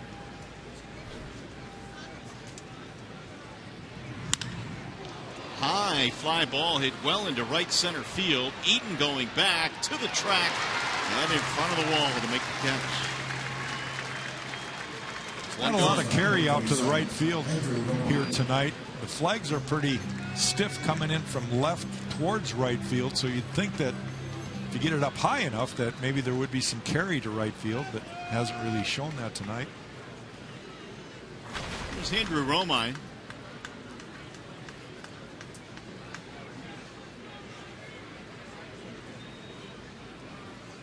Grounded out his first time up, and Romine looks at a strike. Andrew actually hit into a force to end the second. Romine getting the start today for Jose Iglesias. And Brad Ausmus did not want to push it in this game today. He'll chop one to the first baseman. That'll be an easy play for Abreu. 2 outs. Here is our high-speed pitch. It is brought to you by Xfinity. And you can see the difference between his changeup or off-speed pitch, 83 mile an hour, and he's been getting that fastball up as high as 96. So that's where Samardzich's at his best. You know, he can throw it up in the high 90s, and yet the difference between his off-speed pitch and his fastball is at least 10 miles an hour. Anthony Gose looks at a strike, 0-1. Gose had a single, a steal, and a run scored to the first. He's 1 for 2. Batting a solid .308 this year. Gose rolls one foul. 0-2 the count. It's been a really good combination with Rajai Davis this year. Gose and Davis have provided some good defense in center. Both have swung the bat pretty well. And it seems like what they do, so go the Tigers. Two guys with speed at the top of the order. If they get on bases, they create havoc for the opposition. They can both run well. They both play good defense in center field.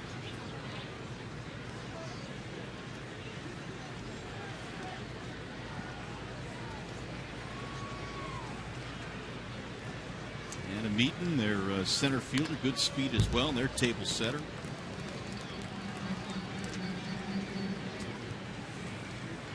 Gose has only 1 home run this year. Power certainly not a big part of his game, but that home run was a leadoff homer against Corey Kluber, the Cy Young winner in the American League.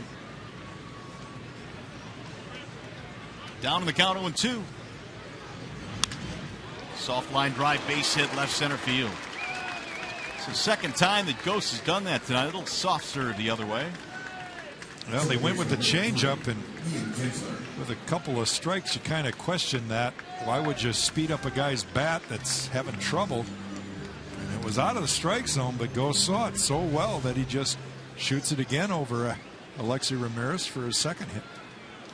So here is Kinsler with 2 outs. Ian a single, a ground out, and an RBI.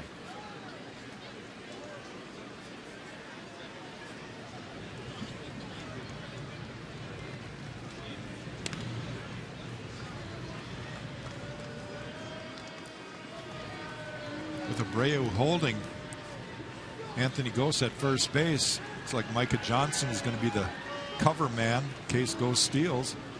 Ramirez is pulled deep in the shortstop position. There's a hole in both the right and left side, up the middle.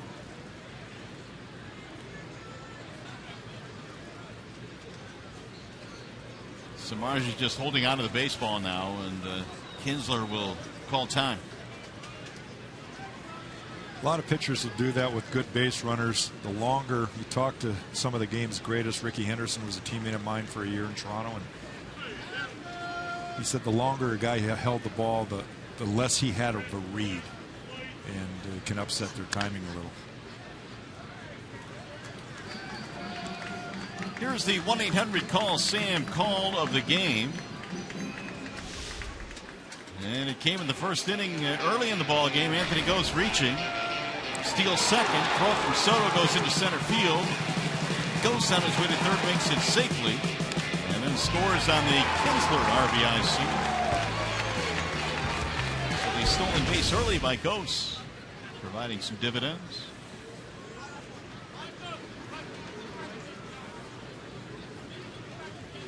The 0-1. Drilled on a line to center field, but Eaton coming on. It's going to drop in front of him. Base hit. Goes on his way to third. He's in there standing up, and the Tigers have a 2-out threat now. Just good base running there by Anthony Gose. With 2 down, he's going on contact, and that ball was hit. Eaton had a good jump on that ball. Looked like he might be able to get to it, but look at Gose as he just takes off. And there's no reason to stop there. If the ball drops, you got to be on third base. He does a nice job of getting there. Tigers have 5 hits now. 3 of them have come with 2 outs. Let's see if Cabrera, who will get a chance to bat in this inning, could do some damage. 375 this year with men in scoring position, and Miggy looks at a strike, 0-1. Oh, any run at any point is a plus. Pull the Tigers back within 2 runs if he could pick up that RBI at third base. Samardzija had gotten the first 2 batters, but it appeared that, as you mentioned, that changeup he threw with 2 strikes in the count. We'll see how big that turns out to be, because Ghost then got himself a base hit. And sometimes pitchers and catchers just try to get too tricky. I've been guilty of it in my career, and I think the longer you play the game, you realize, you know, let it happen. Don't give the guy a chance. There, he throws the ball in the high 90s, and he kind of gave Ghost a break. Here's the 0-2. Swing and a miss. He struck him out. Cabrera fans with 2 men on, and that will end the top of the 5th inning.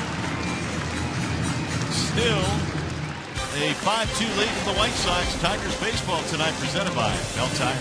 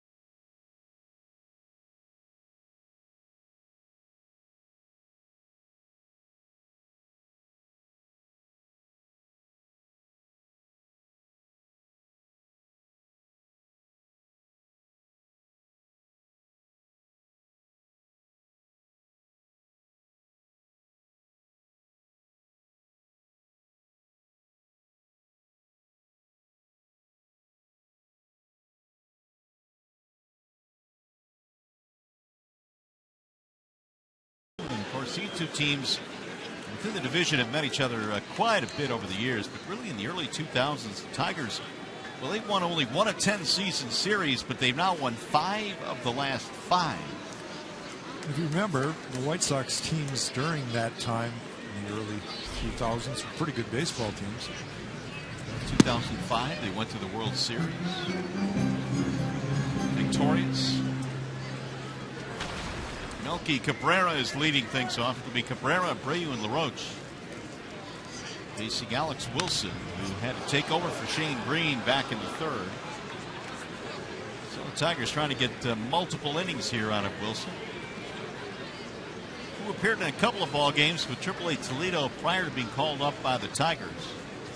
He was back on the 22nd of April.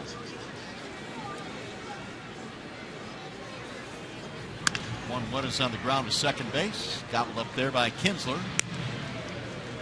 Cabrera's out, 1 gone. First time they've retired Melky Cabrera this season. Was a little bit of late break on that slider. Was able to get the ball off the heart of the bat from Melky. Got him to ground out to Ian Kinsler. Important first out of the inning. First time for the White Sox. The leadoff man has not reached in this game. Here is Abreu. You've seen this guy now for about a little over a year, Jack. How would you pitch to Jose Abreu? Hard. He's a guy that, in most good hitters, are guys that can handle the off-speed pitch and the breaking ball. 1 ball, 1 strike. Now, let's face it, hardest pitch to hit, and I didn't have a fastball in the mid to upper 90s like most of the guys in the game today. But the hardest pitch still is, I've talked to a lot of great hitters, and they'll admit the hardest pitch to hit is a good fastball. Really? Yeah. You got less time to react. Big swing there by Brave. Point in right there. Yep, 93 miles an hour up in the zone. But it was the location.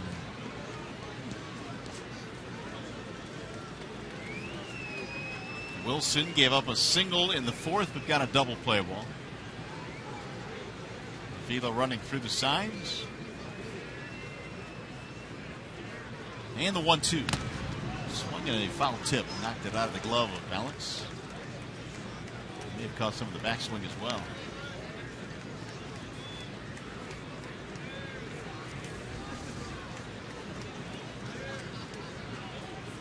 Well, Alex has taken so many of those.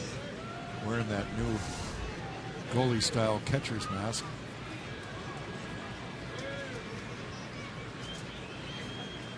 Nothing you can do about that. Don't care what they do to try to protect him when the ball is deflected like that. There's nothing you can do. Pulled the third base right at Castellanos. 2 gone. Let's take a look at some of the pitches that Shane Green featured today. It wasn't his best effort. It started out with that ball that was down the line from Adam Eaton, and Braver hits the ball up the middle that was just beyond Romines' reach. Then he misfires a bunch of times, walking a few of the White Sox hitters. That kind of was the big blow, a triple. That came from Connor Gillespie, and it was just not the best of days for Shane Green. Now 2 2/3 in this ball game tonight before he departs for Wilson. And then LaRoche pounds it back out of play 0-1. Tigers led 2-1, and then Chicago knocked Green out with a 4-run third. And they lead at 5-2. Bases loaded walk to LaRoche back in the 3rd inning, providing his 10th RBI. Fouled back out of play. No balls, 2 strikes.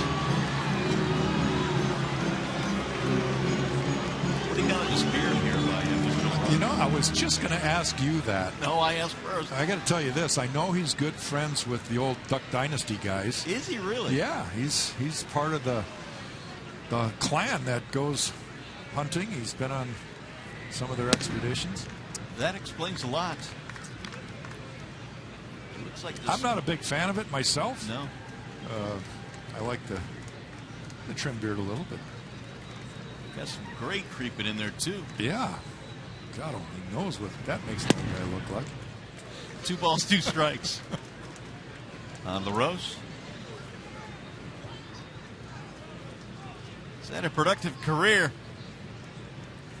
In fact, he's had 25 or more home runs with 4 different ball clubs, most recently with Washington. And a ball that just missed outside. Full count now, 3-2 on LaRoche. Gold Glove first baseman.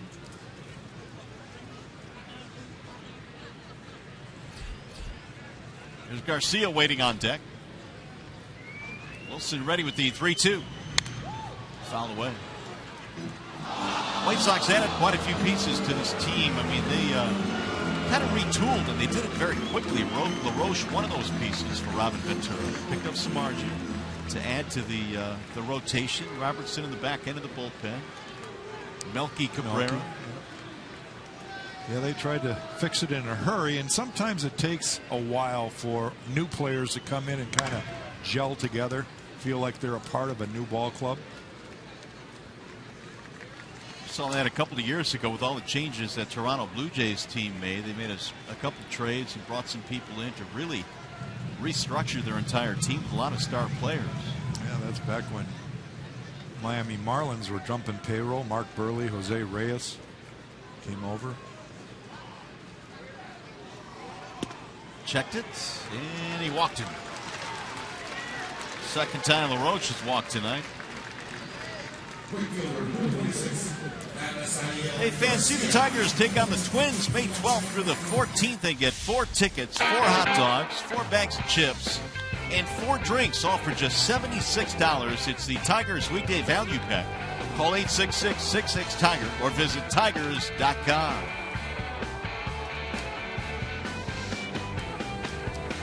Minnesota Twins coming back to town. So here is Garcia now with 2 outs. Swing and a miss, trying to hold up. Tigers, by the way, are in a stretch of 19 straight against the Central Division. Overall against the Central this year, they've done some really good work, and that's why they've hung around the top. 14-5 against teams within their own division.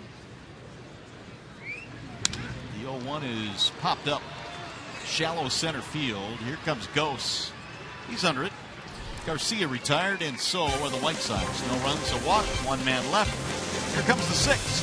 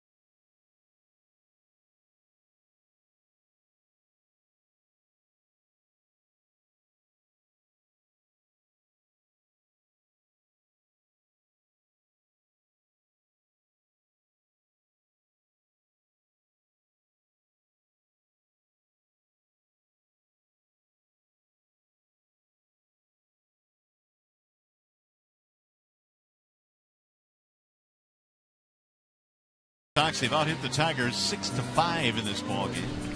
For Detroit, it'll be Victor Martinez leading it off. I mentioned at the top of the show tonight that Martinez has done some really good work here in this ballpark. 347, I would say that's pretty good. That'll work most places. 18 home runs as well.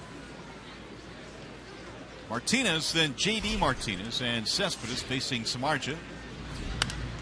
Shoot that one foul back into the seats. 0-1 the count on Victor. He's hit the ball in the air twice in this ball game. Once to center and once to right. He just really has been struggling from the left side.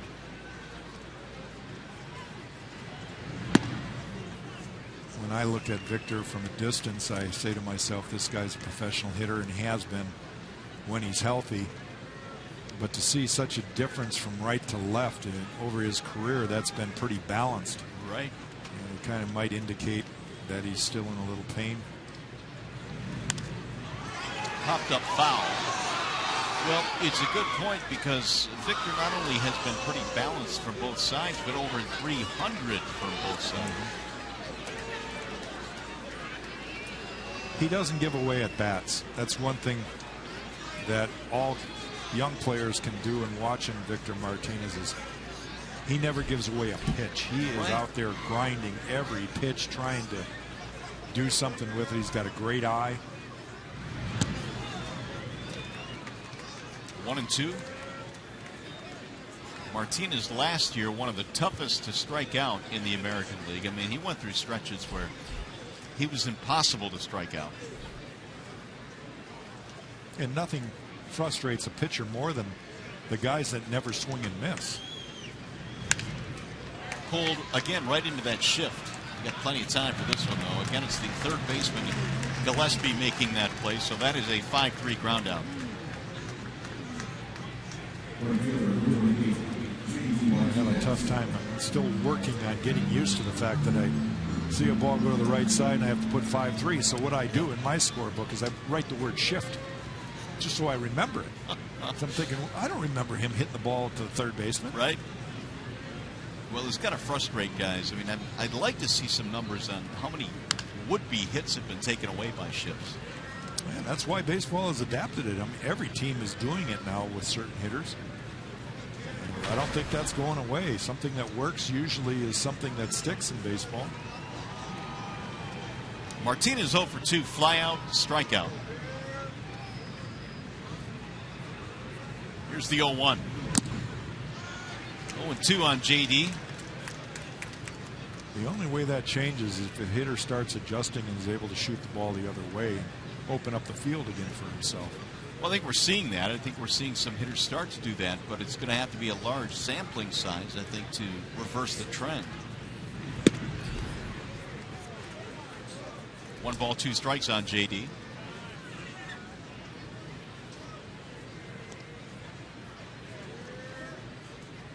Cespedes will be next. Samardzija gave up the home run to Avila in the second and nothing since.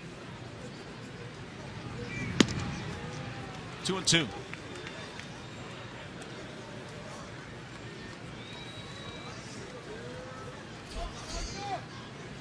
Here's Yoenis. Hopefully he'll bat with somebody on base.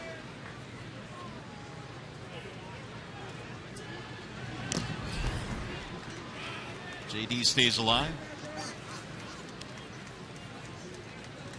The Tigers need to figure out a way to get that pitch total up there around 100, a little over 100. Samardzija is usually good for that or more. Right now at 82 pitches. You want to get to that bullpen before David Robertson gets in there. Bullpen, by and large, at least recently for the White Sox, has been a bright spot. I mean, there have been some things that have gone wrong for them in their 5-game losing streak. Well, the bullpen's been pretty good.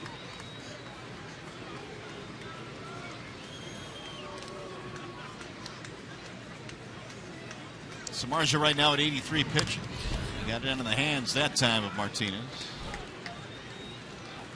95 with some run there. See some pretty impressive numbers there from Samardzija. You don't like to see this from the 5th inning on. He really bears down. And I would argue that that's the sign of most good pitchers. There's a wave and a miss, struck him out. If you get them early. And once they get into a groove, they can turn it up to a different level. Fastball up right there. JD just didn't get to it. You're going to get a guy chasing up there. Very few guys can get their hands on top of that pitch. That is 5 strikeouts now for Samardzija. We'll bring up Yoenis Cespedes.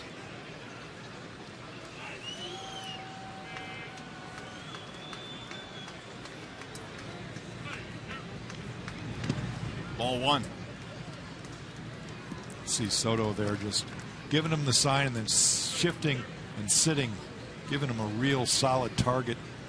I love that when I see that from a catcher, kind of getting small behind the plate, showing that glove, encouraging his pitcher to hit that glove. But it still is jarring to watch him throw that ball back. I mean, it's just... You know, over the years, he's just gotten used to it. And I think as a pitcher or, you know, teammates, you just sort of get used to it. You probably want to tease him every time. But that's not a joking matter. A guy has that issue. It's a mental block is what it is. Ball's hit in the air towards shallow right field. Avisail Garcia is under it. Now Samardzija with a 1-2-3 6th inning. We go to the bottom of the 6th. White Sox still lead 5-2.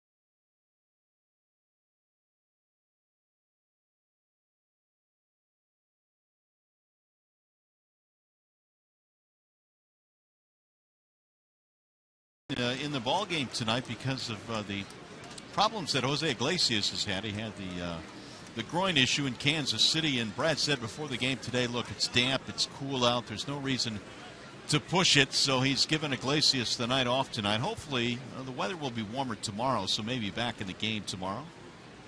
In the meantime, awfully nice to have a guy like Andrew Romine back him up.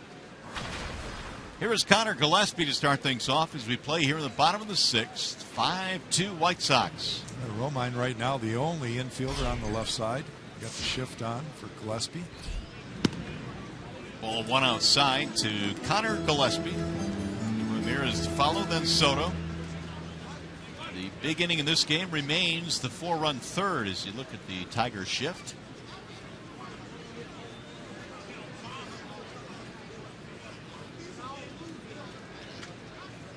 Wilson back out there. The 1-0 pitch is banked foul, and down he goes. One of the things I'm intrigued with these shifts is you typically have the infield shifted to one side, but then the outfield is shifted the other way. Look where Anthony Gose is in center field. He's shifted towards the left center. Here's Anthony Gose out here. Shifted towards the left center gap. And you would think it would be just the opposite of that. The guy, you're going to play him to pull, you're going to pitch him to pull. Yeah, because I mean, really, in effect, you are at many times pitching with the shift, and so you would think that the outfield would also shift that way. Now, obviously, they can't go as extreme as they are in the infield because that is your last line of defense.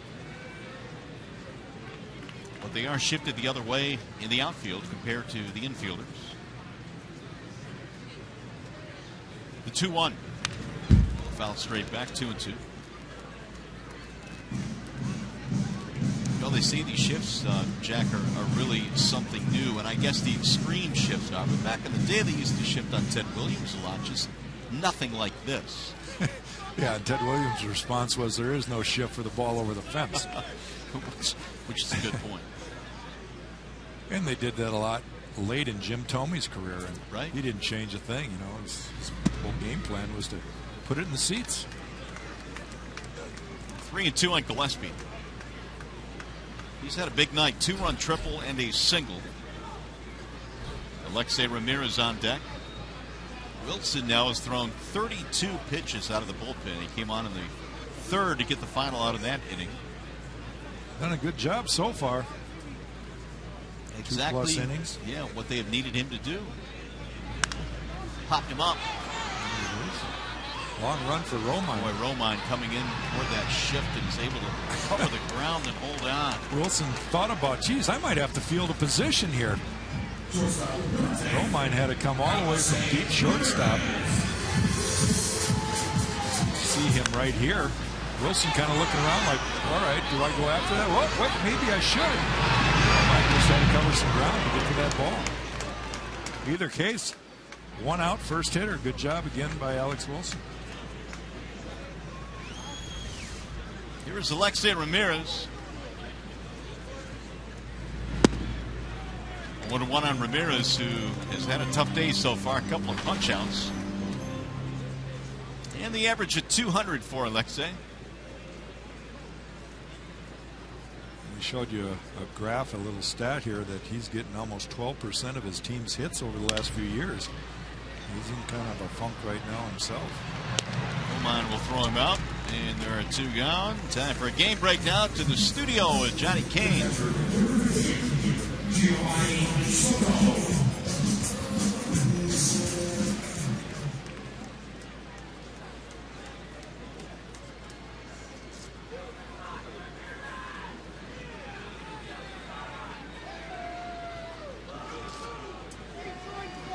All right, Johnny, thanks. Here's what it looks like in the Central. Tigers right now with a half-game lead on KC. And those surprising Minnesota Twins, 14-12 now, 2 games over the 500 mark. And when we saw them at the beginning of the year, Jack, I'm not sure I thought they'd ever win another game. I was worried, but they've gotten straightened out in part because of the poor play by Chicago here last week. Blaine Hardy warming up now in the Detroit bullpen. their offense is starting to come around a little bit. Yeah. And that's a good sign for the Twins. Soto a single and a ground out in the contest. Wilson in search of the 1-2-3 6th. Here's the 0-2. Drilled to center field. Ghosts. Diving play out in center. No, he trapped it. And Soto will get a base hit. Anthony goes flying through the air in center. Almost made a great play. And he wants Brad Ausmus to take a peek at it. Brad waiting on Matt Martin now. He's taking a look at the replay. Anthony said he caught it. Well, usually the center fielder will know. And I don't ever see, I don't see that ball hitting the ground at all. So if they take a look, the Tigers might win this one. Yeah, that goes right into his glove. That's a catch. You know, it's amazing how even there, you look at the eyes of Anthony Gose. He is not looking at the ball, and yet he knows if that ball hit the ground or not. I got to believe this is going to be overturned. Well, sometimes those replays can be a little bit hard to decipher, especially when you're slowing it down, and all of a sudden the ball becomes blurry. But Gose immediately came up and said, I caught that. Yeah, and for me, that's pretty clear. The glove is underneath the ball. Yes, the ball hits the ground, but as long as there's leather between the grass and the ball, it's got to be considered an out. Tigers have been involved in 9 replay challenges so far this season. Either case, if it's ruled an out, Giovanni Soto is robbed of a base hit. Let's see it one more time right there. There's leather underneath that ball. Yeah, he's out. They've made the call. Successful challenge and a great catch by Anthony Gose, taking a hit away from Giovanni Soto. 1-2-3 inning for Wilson. Let's go to the 7th.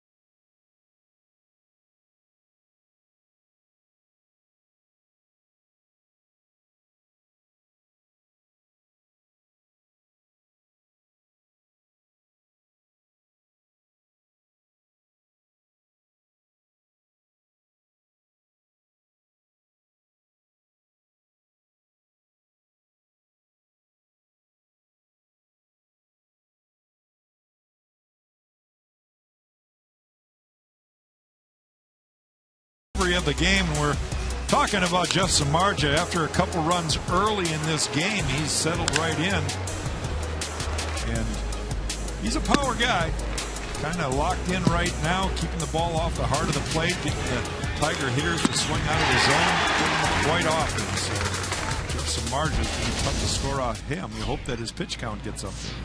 4 straight scoreless innings now for Samardzija. He goes back to work in the 7th. Gordon Beckham will take over defensively at 3rd for Connor Gillespie.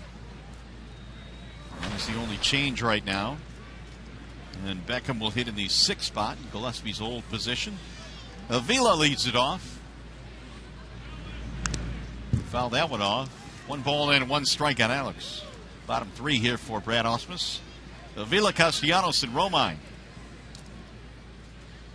Samardzija now has hit 90 total pitches, and here is his line to this point. He's scattered 5 hits. He's walked 1 and struck out 5.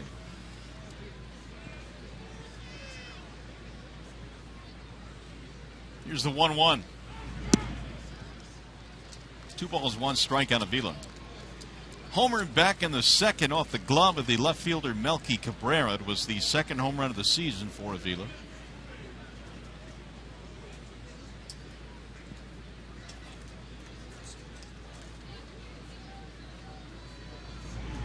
Two-1 is a line drive to center, base hit. So Avila's starting to heat up now. Now there's no shift that can prevent that one. You line drive up the middle. Alex has hit the ball hard all 3 times now. A little bit of a mistake pitch right there, but Alex took advantage of it and drove it right up the middle. Tigers get their leadoff man on. Avila had a 2-hit game Sunday in KC with 3 RBIs, and now 2 more hits here today. Here's Castellanos. Reaching on an error by Ramirez his first time. He's 0 for 2. Fouled away 0-1. That is the 6th hit, by the way, for the Tigers. Each ball club now with 6 hits. Well, Wilson has done his job. He's thrown zeros up there since the 4-run third for the White Sox. Now it's up to this Tigers offense to get to some margin.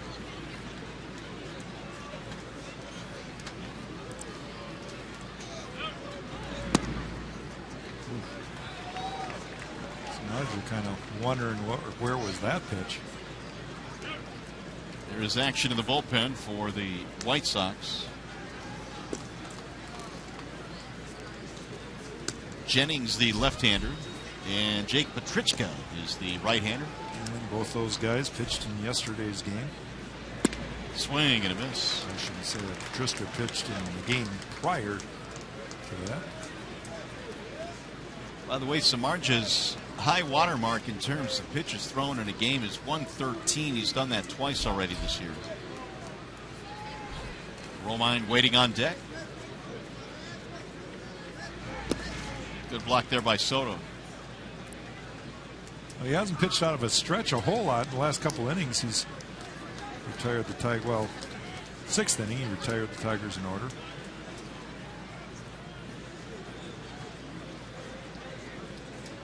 This is where a pitcher starts fatiguing, though. That's why they have put the pitch count at 100. Your legs start getting a little tired. You've really got to work. Have good mechanics. Swing and a miss, and Castellanos down on strikes. Good location of that fastball right there. Again, Samardzij showing that he's not missing over the heart. That ball maybe a couple inches out of the zone, but right on the block. Pitcher's pitch right there. Not much Nick could do with it. So as your legs start to get tired in the later innings, a lot of that has to do then with concentration, right? And keeping the mechanic going. That's just it. I think a lot of guys, their conditioning is really put to a test when they start fatiguing. And that's where the mind game can really help. Understanding your body, number one, and where your arm slot has to be. No balls, 1 strike on Romine. Samardzij has got him to hit the ball on the ground twice in this game.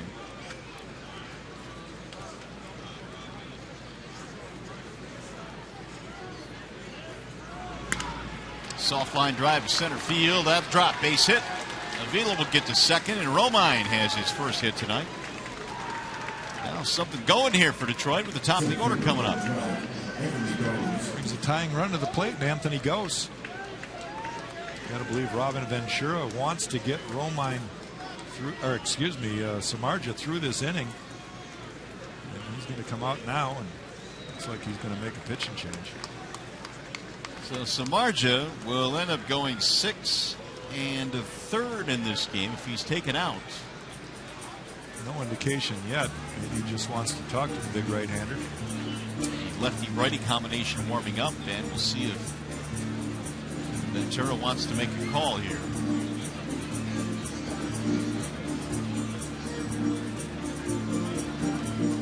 I kind of like this. You have a manager come out once in a while instead of the pitching coach. He's showing a lot of faith in his starting pitcher right there, asking him, hey, You want this at-batter? Ghost has got a pair of hits off of him already in this game. He did strike out in the third inning. Now, do you know of any pitchers that would ever say, nah, I don't think so. I'm going to pass on this batter. Heck yeah. There's a lot of pitchers. Sure. Seriously? A lot of guys will tell him, hey, I'm out of gas. Yeah. And that's really what Robin wants, is the truth. Well, here is Ghost now with 2 on. Only 1 out. 5-2. Sox have the lead. Anthony's had a good night. 2 singles. He has scored a run. And he rolls that one foul.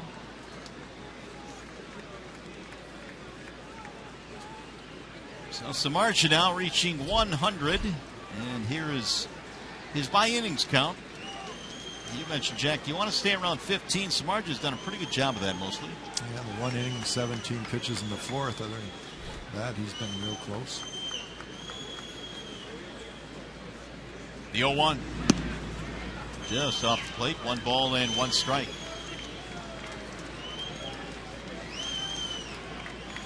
Singles by Avila and Romine here.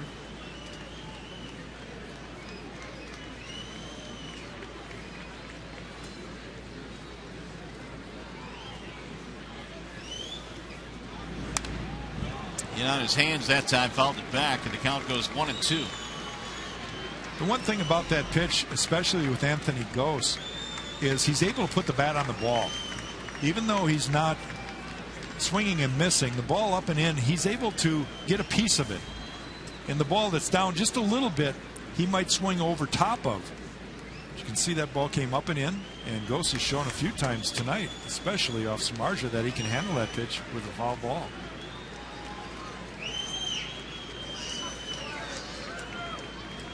Ghost waiting on a 1-2. Swing and a miss. He dusted him at 94. Big out right there for Samardzija. That's why Robin Ventura asked him, hey, do you have anything left in the tank? Right there, a fastball just got by him up.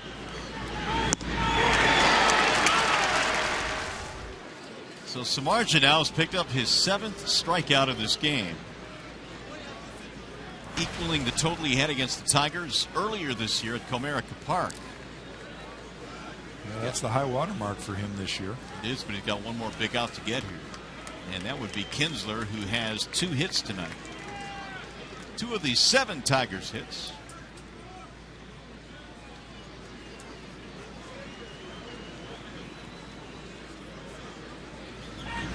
Kinsler right back off of Samardzija. He's going to run it down. His throw is in time. My goodness, a rocket hit right back off of Samardzija, who had the wherewithal to make the play. It amazes me how a pitcher can react. They get drilled. You see this right here. But he quickly gets the ball, makes a great throw. Tigers strand 2.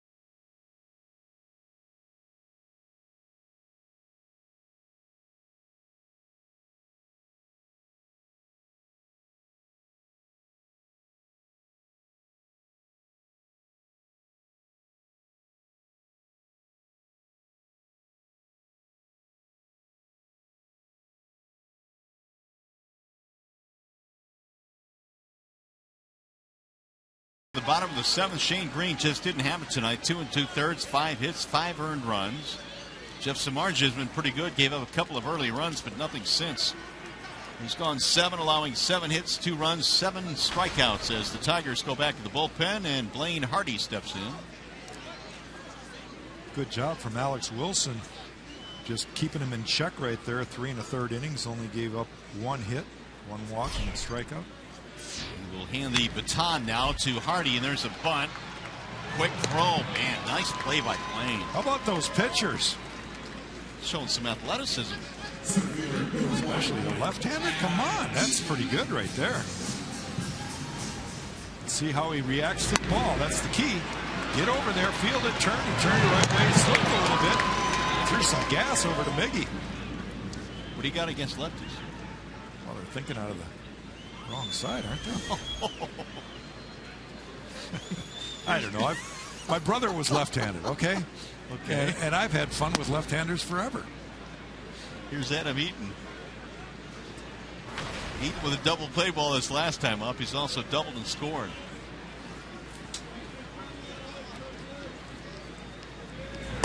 And he looks at his strike right at the letters.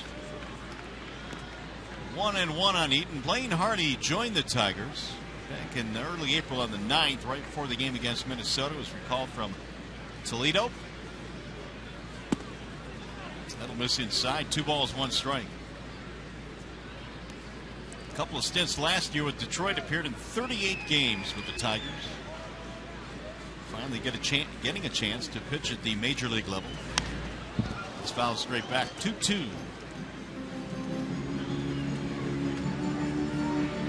The one thing that Alex Wilson did in his 3 1/3 innings, and same thing here now with Blaine Hardy, is they're coming in and challenging the hitters. They're throwing strikes and getting ahead, and Shane Green had a little trouble with that tonight.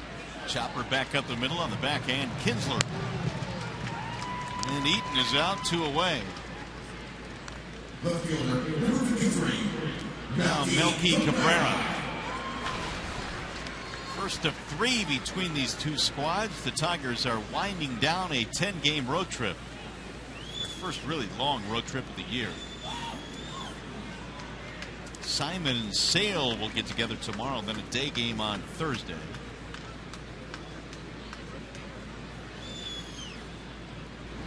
Cabrera looks at strike 1. A couple of walks early in the game against Shane Green. He also came around to score a run.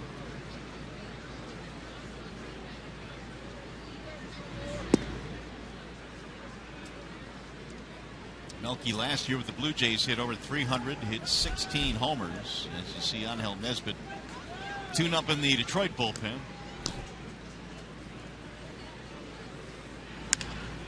Fly ball right field. They'll chase J.D. Martinez back. How about Blaine Hardy? An easy 1-2-3 7th inning. Nice job indeed. Let's go to the 8th. Gotta get the bats going though.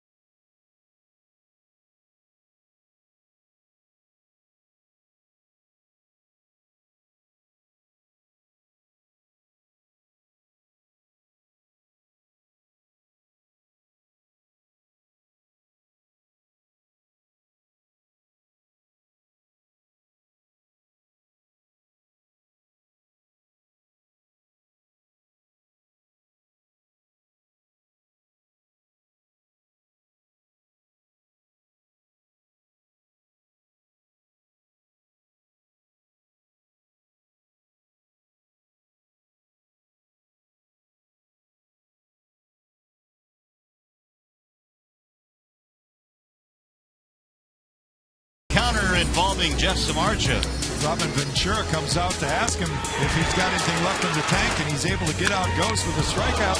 And then Kinsler hits a shot right off his body, but Samardzija reacts quite well, gets to the ball, makes a nice play, and it's all smiles after getting drilled. Never fun for a pitcher to get hit. Well, the White Sox still holding on to the 5-2 lead as we go to the top of the 8th inning. Time running short now for the Tigers. They'll have some pretty good hitters coming up against a new pitcher. That would be Zach Duke. Yeah, he's another guy that the White Sox went out and acquired this offseason. He's been in 11 games. Very good ERA. Did a nice job for Robin Ventura. He appeared in 74 games last year and had a really good 2.45 ERA out of the Milwaukee bullpen. And so now Duke will face the middle of the Tigers lineup: Cabrera, Martinez, and Martinez.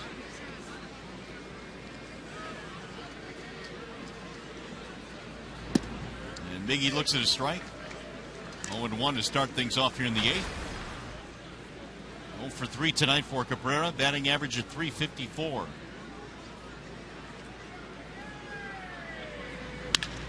Pulled on the ground to short. And right there is Alexei Ramirez. It'll be an 0 for 4 tonight for Miggy. 1 out here in the 8th.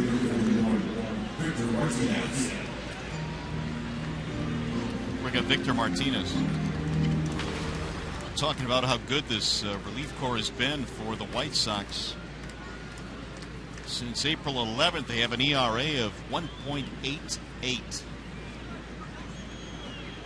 Zach Duke, part of that bullpen. Well, they've gotten quite a bit of work lately. Yeah, no doubt.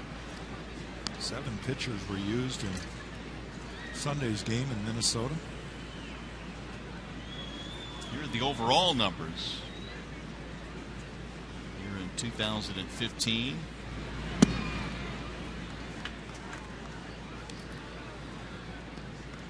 A long time ago, Duke was a starter in the Pirates rotation. Used exclusively as a starter for Pittsburgh. And he moved on to Arizona, Washington, Cincinnati, and Milwaukee. Slings one home and it's bounced back up the middle, but he's played perfectly as Johnson throws it up. 2 up, 2 down, a couple of ground balls against Zach Duke. Now J.D. Martinez.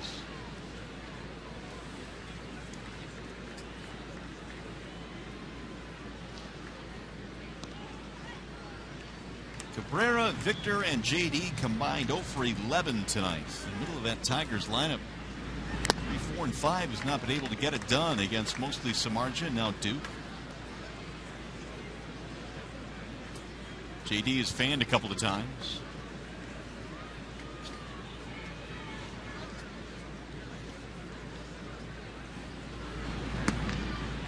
Ball low, 1 ball, 1 strike. Tigers won 2 out of 3 against the White Sox in their first meeting of the year back at Comerica. They're getting their 2 big guns in this series. Samardzija and Chris Sale tomorrow night. Strike called on Martinez.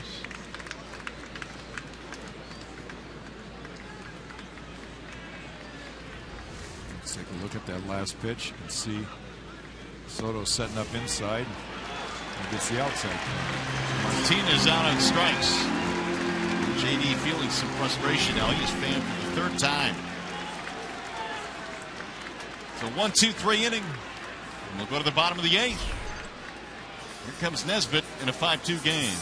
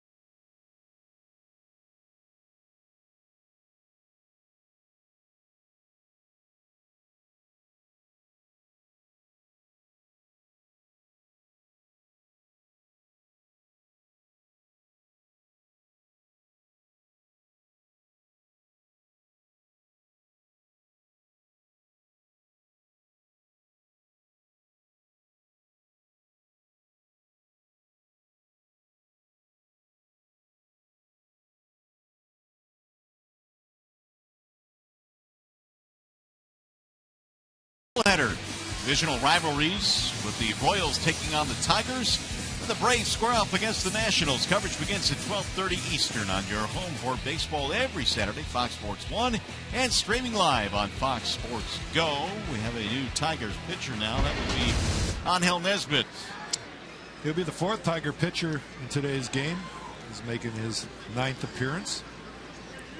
Good job by Blaine Hardy, Alex Wilson so far to keep the White Sox in check. Up to Nesbitt now to try to get through the bottom of the 8th. So Nesbitt, the right-hander, takes over, and his first one is inside. 1 ball to no strikes on Jose Abreu. Abreu, then LaRoche, and then Garcia. These are the 3, 4, and 5 hitters for Robin Ventura.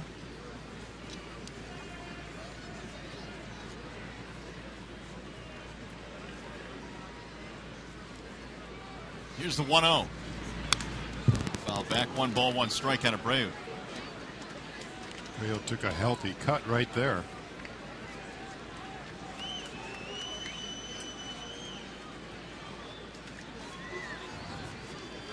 RBI single back in the first. Also a walk and a run scored for Abreu tonight.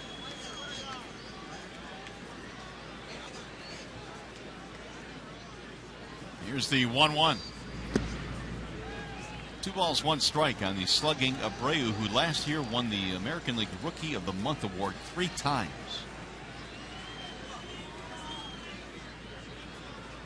His introduction to baseball here in the United States went very smoothly last year, to say the least. That's foul back out of play. 2 balls, 2 strikes.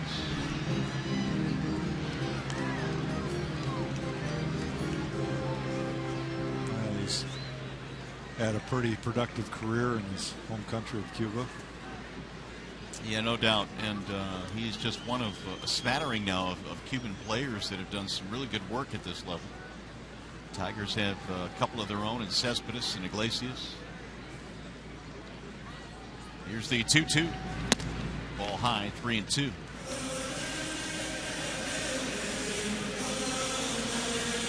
(5-2) White Sox lead. We're in the bottom of the 8th.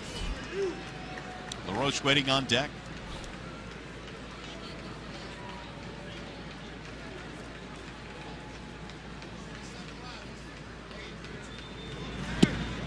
Swing and a miss by Abreu. 1 gone. Let's check in now with Justin White, who has more on Angel Nesbitt. Yeah, Mario, Angel Nesbitt is always just walking around with a huge, huge smile on his face. He is soaking up every single second of his big league experience, and that includes the national anthem. We've noticed on this road trip that Nesbitt is always out during the anthem, hand over his heart, and yes, singing along. I asked him about it, and yes, in fact, he is learning the words to the Star-Spangled Banner. Said it's important to him because he has a lot of respect for the flag and for this country. How about that story? That, Justin, is a tremendous story. How about that, Jack? I mean, that's kind of cool. Love it. Love it. Angel Nesbitt. For 2 reasons. The fact that he's working on his language. Maybe he's thinking about a future career, too, in singing. Well, I'm not sure I'd go that far, but... You know, you'd be surprised. There are athletes that can carry a tune. How about you? No, but I said there are. I didn't put myself in that category. Well, Nesbitt is a native of Venezuela, but I think it does show a lot of respect from the young man. Learning the American national anthem. It's hit deep, but not deep enough to left. Cespedes under it. 2 gone. And that now is 9 straight retired by Tigers pitching. Doing their job out in the bullpen. Now the question is, did it come too late? Yeah. Well, you knew that Samardzija was going to settle in at some point. And after that home run by Alex Avila in the 2nd inning, he certainly settled in. And now it's going to be David Robertson time in the 9th. Here's Garcia. He got an RBI in the 3rd on a ground ball. 7th run driven in this year. He's got a 9-game hitting streak that he's trying to extend in this at bat. Ball 1. 5 runs on 6 hits tonight for the White Sox. Tigers 2 runs on 7 hits. There's Robertson that you mentioned warming up.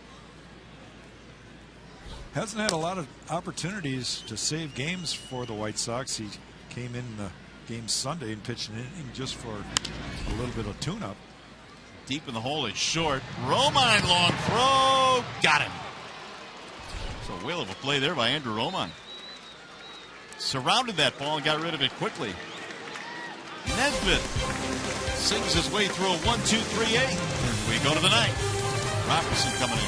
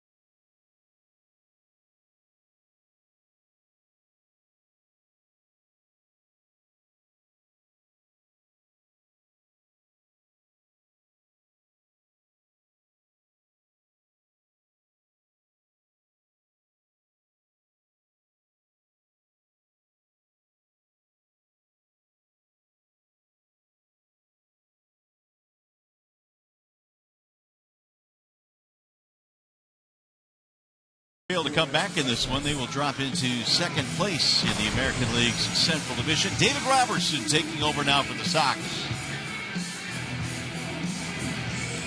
Former New York Yankee, always in the shadows of Mariano Rivera over there. A lot of people wondered why the Yankees would give up on him,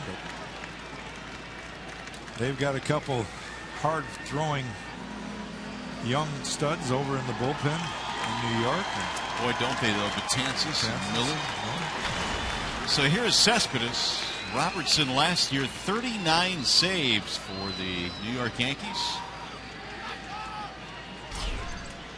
Cespedes in the ball game is 0 for 2. He had a base on balls his middle time up. Ninth inning is underway with a strike on Yoenis.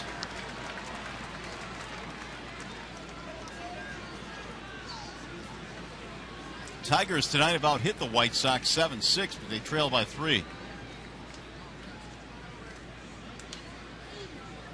Here's Robertson's 0-1. Make it 0-2 on Cespedes.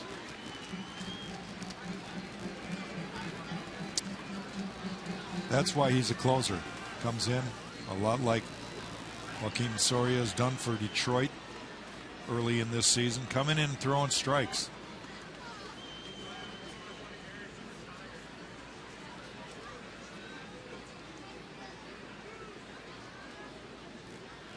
Here's the 0-2. Ground ball second base side. Bobbled, and a quick throw is off target. And the Tigers get the leadoff man on. Micah Johnson with an error. That'll open the door a little bit. Well, you can see he bobbled the ball, but he still had plenty of time, and he kind of just let this one sail. He probably would have had time if he would have made a hard throw over to Jose Abreu, but he just kind of flips this one, pulls Abreu off the base, and the Tigers got something going now. That'll be the third error of the game for Chicago. And now here come the former college teammates getting together. Alex Avila and Robertson both played at Alabama at the same time. And it's in for a strike. Sunday's game in Minnesota, the White Sox committed 4 errors. So that's 7 in 2 games. A smattering of Tigers fans here trying to get the Let's Go Tigers chance going. Here's the 0-1. 1 ball and 1 strikeout, Avila. And with the runner at first base, Robin Ventura chooses not to shift with Alex at the plate. Let's see, they're playing pretty much straight up.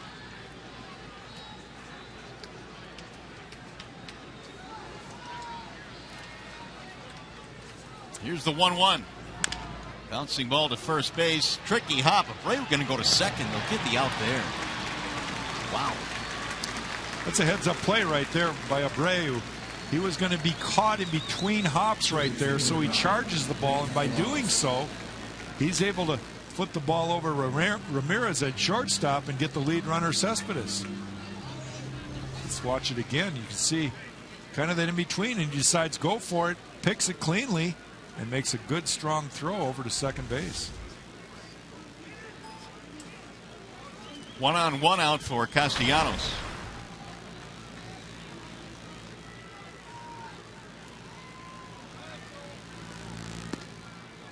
Ball 1 to Nick. There's that cutter from Robertson. Can you imagine he would learn something in his days in New York from maybe the game's best ever at the cutter, Mariano Rivera? Watching that every day, day in and day out, you should be able to pick up something. But nobody could quite have the success that Rivera had with him. Here's the 1-0. Swing and a miss. Rajay Davis has moved on deck with Romine due next, so Davis will pinch hit.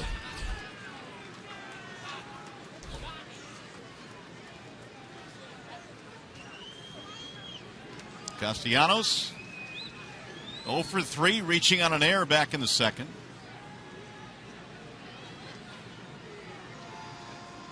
Here's the 1-1. High fly ball. Shallow right field. Garcia is under it for out number 2. Well, we have a chance to check in with Justin White with a preview of what's coming up on Tigers Live. Yeah, Mario, I'll be heading into the clubhouse to chat with Brad Ausmus and Tigers players, Johnny Kane, Craig Monroe, and Ron Allen. We'll be in the Coliseum studios for Tigers Live right after the game. Back to you for now. All right, J-Dub, thanks. In the meantime, we'll see what Rajay Davis can do here. Pinch hitting for Romine. Tigers down to their final out. They are down by 3 runs.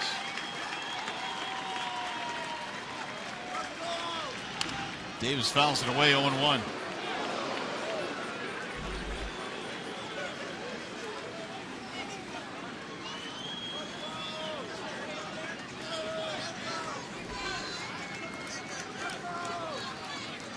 Rajay this year 1 for 3 as a pinch hitter. He has an RBI as well.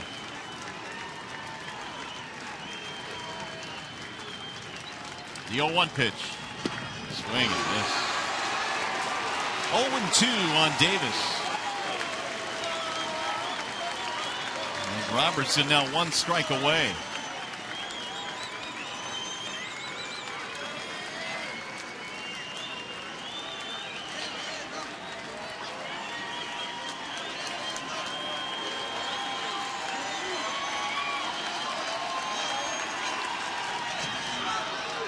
That'll get away from Soto. The runner will advance. So move Avila to second base. It's a wild pitch.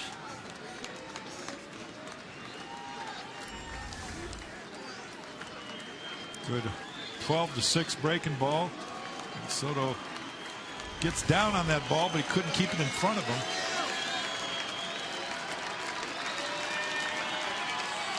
Here's the 1-2.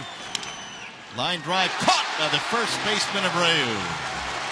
Oh, Rajay made a bid for a double, but he couldn't get it by him. And the White Sox win game 1 of the series. Jeff Samardzija gave up some early runs, but